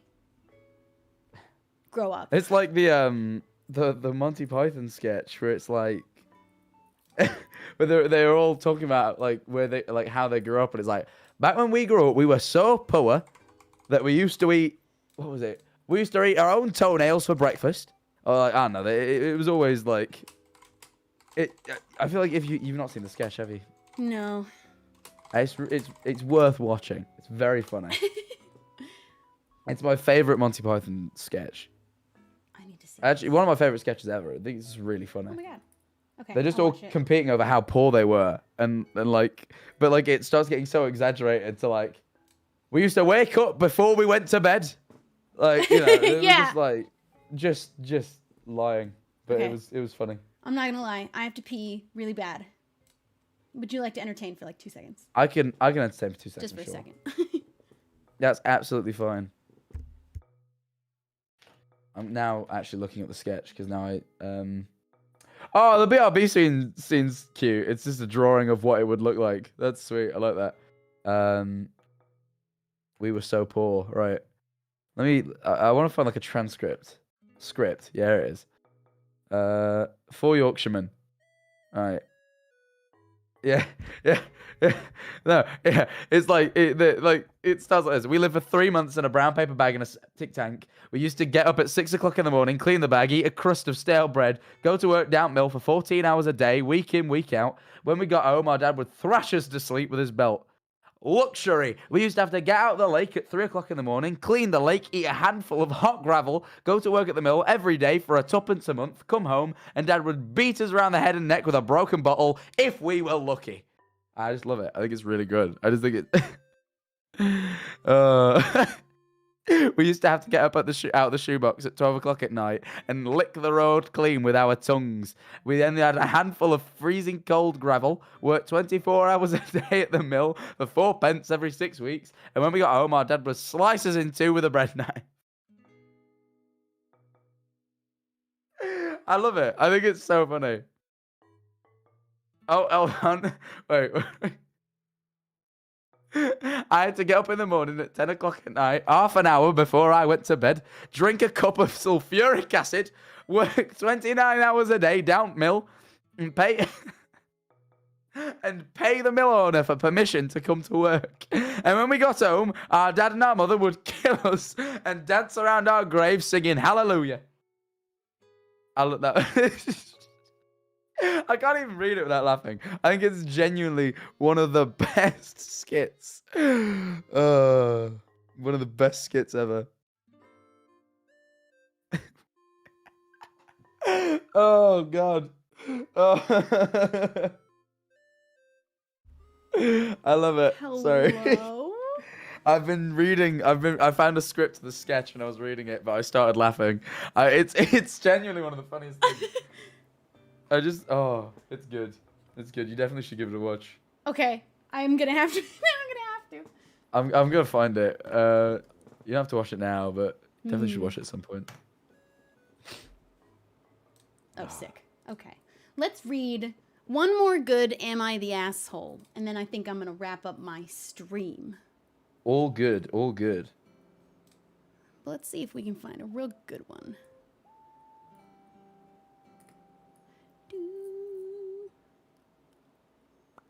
Am I the asshole for getting upset over mashed potatoes?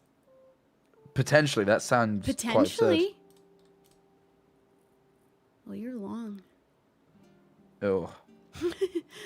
No, I'm not sure if I'm that invested in the mashed potatoes. No, it can't be that deep.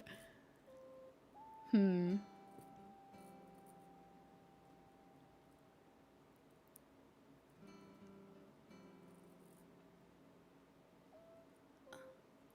I the asshole for sending my boyfriend a photo of my underboob area to show the redness from wearing a bra?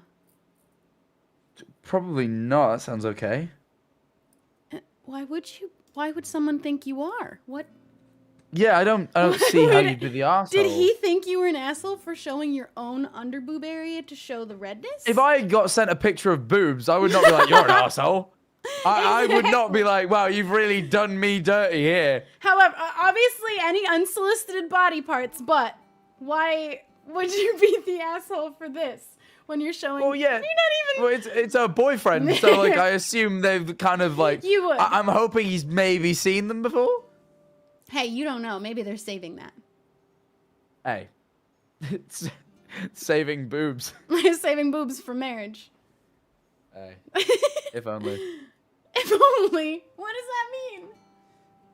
I don't know. I just said that out loud. My brain just look. Sorry, I wasn't here for a minute. Okay, I want to see. My mom was elsewhere. My bad.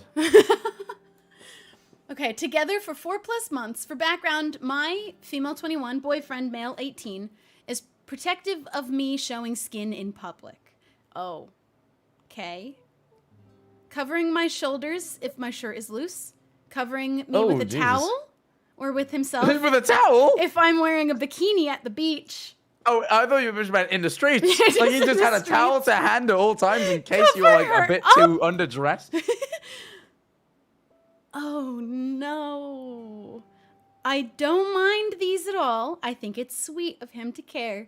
But it gets to a point where he'll tell me to stop showing off to other men.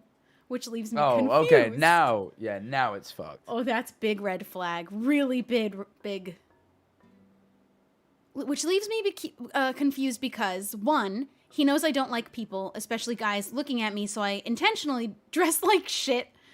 2, on the days I do wear something revealing, in quotes, and I notice someone staring, I'll be going elsewhere, far from the stairs. Not inviting stairs here, obviously.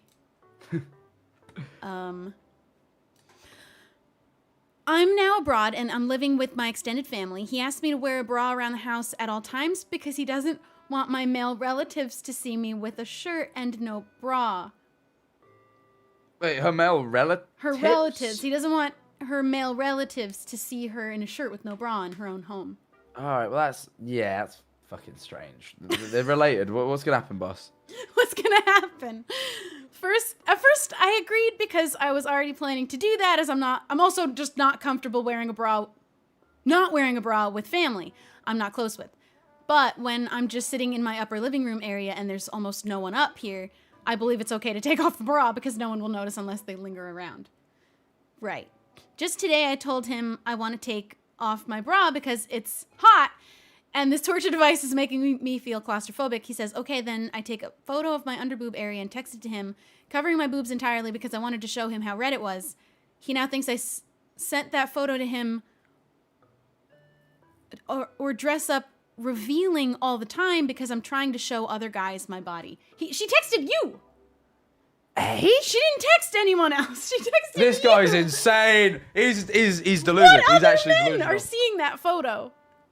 Unless The only way other men see that photo is if you show it to them, dingus. Like, I don't understand. He received it, so he's like, oh, now I'm obligated to show the bros.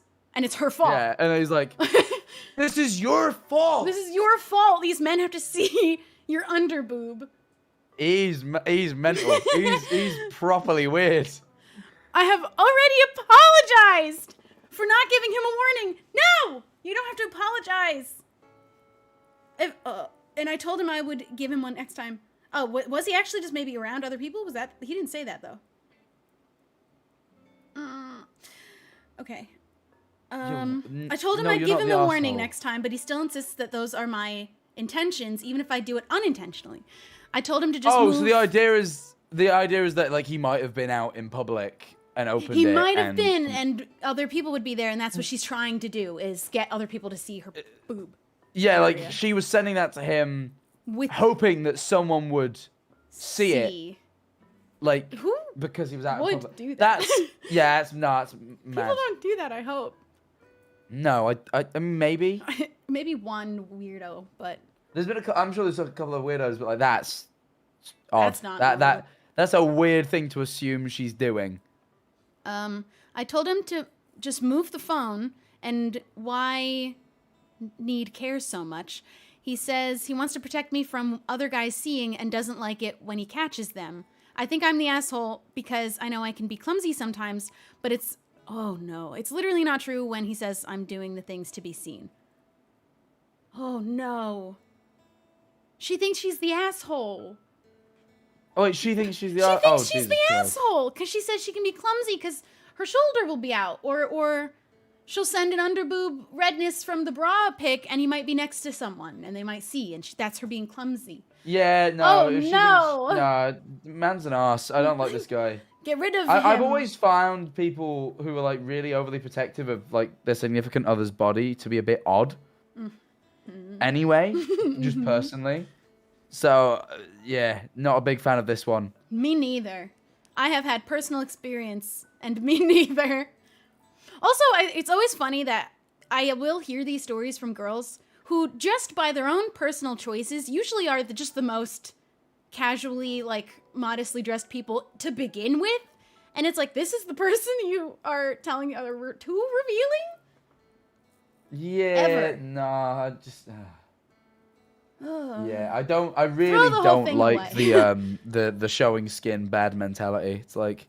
Especially bikini at the beach and just shoulders. You don't wear many clothes at the beach. That's how the beach works. That's how the beach works. Now, let me ask him, are you, my brother in Christ, also wearing a shirt at the beach? Because we can't have women looking at you either. We need to protect you and your modesty. So I are thought you you were also asking wearing... me then, No, and I was like... Do you wear a shirt not to the usually. beach, Jack? Yeah. No, I mean, no, you know what? I didn't. And then we posted a tweet at the beach, and my whole Twitter following was disturbed by the fact that they could see my nipples. Oh, disturbed. That's not the reaction. They were traumatized, and I was like, it's just my nipple. They're fine. Are they? Do you have? Yeah, they're fine. Hey, I'm kidding. I'm not. You can look for yourself. I'm not about to send you a picture of my nipples. Just like... Don't. No. No. I don't need that. But yeah, no, I deleted the tweet from the beach because people were so sad. I was like, oh god. And then I never showed my nipples again. And then you will look at what you did to this poor man. Well, I mean, what did he do to accidentally. you first? To be fair. But yeah, my bad. In fairness, It's his bad. And dump that whole boyfriend. And throw him in the garbage. hey, I will. And someone needs to... Where's his mom? He's 18. He's only freshly an adult. Someone needs to take care of that. Yeah, Don't send that boy out in the world to still, date. He's not ready. He can be saved. He can be saved. Someone talk to him. Yeah, and her. Someone talk to her. Someone talk to her and tell her she's definitely not the asshole and she's not being clumsy. Oh yeah, no. She doesn't deserve to feel bad about that. Oh my god. Why do men have nipples? What's the point? I asked this once, and I actually got an answer. I asked it in school, and the answer What is the point? there is none. Like, there's no point to it, but there's a reason. Like, we know why it happens, but there is no We know point. why, but there's and not it's because when you start developing in the womb, everyone originally starts developing female, and then if you have a Y chromosome present, then it'll just flip, and like your body will go, ah, man, and then like your genitals, because they are roughly male and female genitals, are actually comprised of the same bits. Yeah. They're just kind of moved about a bit differently, but they are roughly the same. Kind of just develop in different kind of ways, but it's same bits essentially. Same bits, kind of. So they just kind of change. They just kind of become what they're supposed to. But the nipples never fully disappear. They just kind of stick around. Yeah, because, they don't like, form and then go back. They're there now. Yeah, I mean, you can't really. You don't reverse like the nipple. regress growth. You can't make it go away. No, but like, you want to know what you can do? The same with like do? the genitals. They just change. They don't disappear. No. So what happens is they just stay because they've already been made. You want to know what you can do with your nipple? What? Well, you know what? This was a Tumblr story, so you know what? Maybe it's not even true. But someone had accidentally sliced a part off, and it grew back. Your nipple can grow back a little bit. Really? It can grow back a little bit. Not the whole way. They are not unlimited, but... Oh, but they that's interesting. The nipples are limited, but can grow back part. Also, your gums. There's a few body parts that are able to regenerate, like, the tissue that it's comprised of and become new again. Your gums can fully lips grow are back. interesting. You know how quickly lips heal? Like, if you cut your lips, they just heal super quick. Oh, yeah, but I also just blew someone's mind when I told them that your lips are just the same. It's just skin, but less layers of skin. And they didn't know. Oh, is that... I didn't know that. That's interesting. Now I feel like... That's true, right? Someone Googled it, and it was true. That was just the truth. It's just less layers. Because it's 7 layers of skin? Is that the truth, or is that a lie? Did someone lie to me? I don't really know. I'm now looking. Well, apparently they Googled it, and I was right. Because I remember learning that in school, but I was like, I don't know if I can trust that. The skin of the lips is stratified squamous epithelium. I was going to say, be really careful with that. The mucous membrane is... What? What? It's not... I just want to know, like... What is it? How are the lips different from other skin areas? Without lips, we wouldn't be able to make the sound of the letter P. Oh my god! Where would we be without P? Right. Okay. Okay, so it has the same layers as normal skin, but the one of the layers is incredibly thin, and they don't have any sebaceous glands, which is like sweat glands. There's 3 layers of skin. I thought there were more. Why did I thought? Yeah, there's 3 layers of skin, and then lips also have 3 layers. But the stratum corneum, which I don't know which layer that is, but whichever layer that is really thin in the lips, which is why they're like that. That's why they're like that.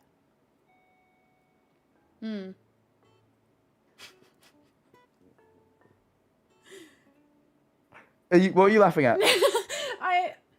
I saw a comment before it was deleted, and it actually was... I also saw that comment, and I swear to God, I made no noise, but my mouth was agape. I just went... I covered my mouth. I was like, oh my Lord. I was like so taken aback. That one made me laugh. Taken aback. Okay. Yeah, why don't you just laugh like Michael Jackson? Shut up! Shut up! Someone clip that. Clip that. She went, hee hee. Shut up, shut up, shut up. That's against my boundaries, Jack. Oh, I'm sorry. My bad. I'm kidding. Oh my god. That was really good, though. Also, they're wrong. Jesus, that shit got me fucking laughing. I'm sorry. My Lord. Just really caught me off guard. I was like, what? Sorry, anyway. We'll move on. Oh, man. Oh, well, actually, that's all the Am I the Assholes we are reading. We're done now. Yeah, I did a good reading. I have dinner to go make now. Hey, and I have hearing my own bed stomach to go growling. sleep in. And he has a bed. And Yeah, I hopefully like no some- whispering have a snack voices and all that. They've only ever happened downstairs. That's good to know. I won't be down there. Yeah, exactly. Much. I mean, you will, just when you're Eventually, awake. But yeah. Not eventually. You can spend most of your time down there. One time, I found a spider in my bed, and then I never found it, so I didn't sleep in my bedroom for 3 days. So funny you say that. I can write entire rooms off. I did do that. Also, not too long ago. Because I remember I found a spider in my bed. Thought I killed it, but couldn't be sure because I couldn't find it. You can never be sure if you can't find the body. Left, went and slept in the spare room.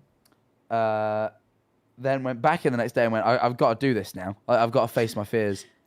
So I went in and I refused to get my bed till I found it. And lo and behold, I searched for an hour and I eventually found this spider and it was still alive. Oh! So I then, yeah, I know. So I did the right thing. I then killed it. You did do the right thing. And went and slept like a baby. I wish I was you, because you know what? I never found the spider. 3 days went by, my roommate came back from a trip, so I couldn't keep sleeping in the living room anymore. And I just never found him again. I probably scared him more than me, and he just was like, I'm never going back there again. Yeah, also, they don't live very long. Like, you probably slept it out, its lifespan. It died in those 3 days. Like, yeah, probably. No kill spider, just put it outside. No, don't invade my... That's not hey, me. home intruder. Home intruder. Home intruder. Sorry. That's a home intruder, and I am a lethal weapon. He's trespassing. He is That's trespassing. my God-given right. I really do wish I could be the person who moves them outside, but I just simply don't have the heart. I will... If I'm Nikki's so scared. ever with me, she forces me... Well, she doesn't force me to do it. She says, don't kill it. And I go, you take it outside then if you want to be, See, that's where I couldn't, so I'd have to kill it. I just have to throw a shoe at it. I have to do it from a distance. I can't even get close to kill a bug. It's my only option. And I feel bad, genuinely, if that makes it better. That makes sense. But, yeah, I just am not going to be doing that. Fair enough. Yeah. It's trespassing. It is trespassing. I have a cat for the reason she's supposed to eat the bugs and she doesn't.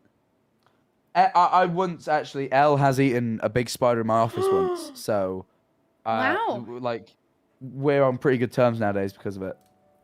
Oh, man. I got to teach this one to...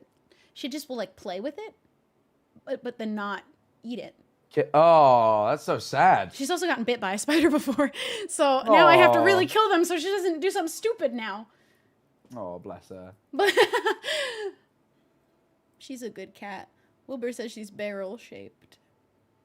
She's just a little bit rounder. She's not shaped like a barrel. All right, I'm going to end my stream. Okay. Thanks for reading Am I the Assholes with me, Jack. Hey, of course, I enjoy those. I love Reddit. That's the takeaway. Jack Manifold loves Reddit. Jack Manifold loves Reddit. We'll be around to read any Am I the Assholes? Or Are the Straights Okay? Maybe that's one I explore next time. Because I usually know, though. That's the answer. Yeah, that one could be fun. I've never personally looked, but it sounds like it could be fun. There are some crazy things on there that you will be shocked. All right. I will give it a look. Yeah. All right. Thank you for having me, Shelby. I appreciate it. Bye-bye, chat. Thank you for having me. I'll be seeing you soon. I will be seeing you soon. I'll be seeing you in a few days. Bye-bye. See you in a few days. Bye. What a good lad. What a good lad. Go subscribe to him because he's uploading a video soon. And I accidentally said what it was going to be. And I don't know if he ever actually revealed that. But I won't say it again. Let me read through all of the subs. And Sasha raided. And we were in the middle of a real random conversation. So welcome if you stayed. And if you didn't, I'm sorry. The word already leaked. Okay, cool. Shadow Spades, bring it in for a hug. That was fun. I love reading those. Because genuinely, and it is in the rules, I'd like to judge. But I do try to give, like, a constructive... You are or are not the asshole, and this is why. It's like I'm pretending to be a therapist, but I have absolutely none of the education to back it up. And so none of what I says is actually valid. However, I get to judge safely and freely here. So, Kimberly, thank you for the 120 bits. Louise, Sashay Away, Hannah, thank you guys for subscribing. Cobra Stardust, thank you for gifting 2 subs. Lissa Cat, thank you for subscribing. Thrawny, thank you for 1,300 bits. Holy, thank you so much. W for Wumbo, thank you for 24 months. And I'm caught up. Well, that was easy. And those are all the hugs. This is really fun. I like doing these streams. This is my last stream before I will be in England. And I don't know exactly what day I'll be back to streaming. I do know that I'm most likely having my next Afterlife episode go up on Sunday. Because I'm going to go now and go finish the episode which is going to be really fun and exciting, and you have no idea what's about to happen. You have no idea what's about to happen. You're going to want to watch it, though. And then I'm going to be landing. I leave on the 8th.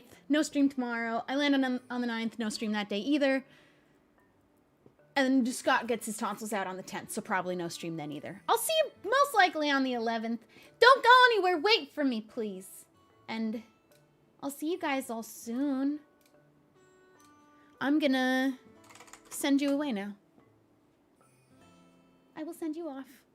To...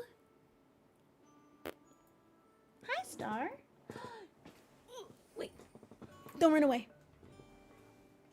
Don't run away. Oh my god, she rolled. Okay. I chased her. It was funny. Okay, I'm gonna send you away. I'm gonna have you guys raid. Oh my god, Chilled is playing Undertale. I don't know if he's ever played it. It's such a good game. Go watch him play it. Help him make good choices. It's probably already too late, though. But go be the absolute nicest people in his chat.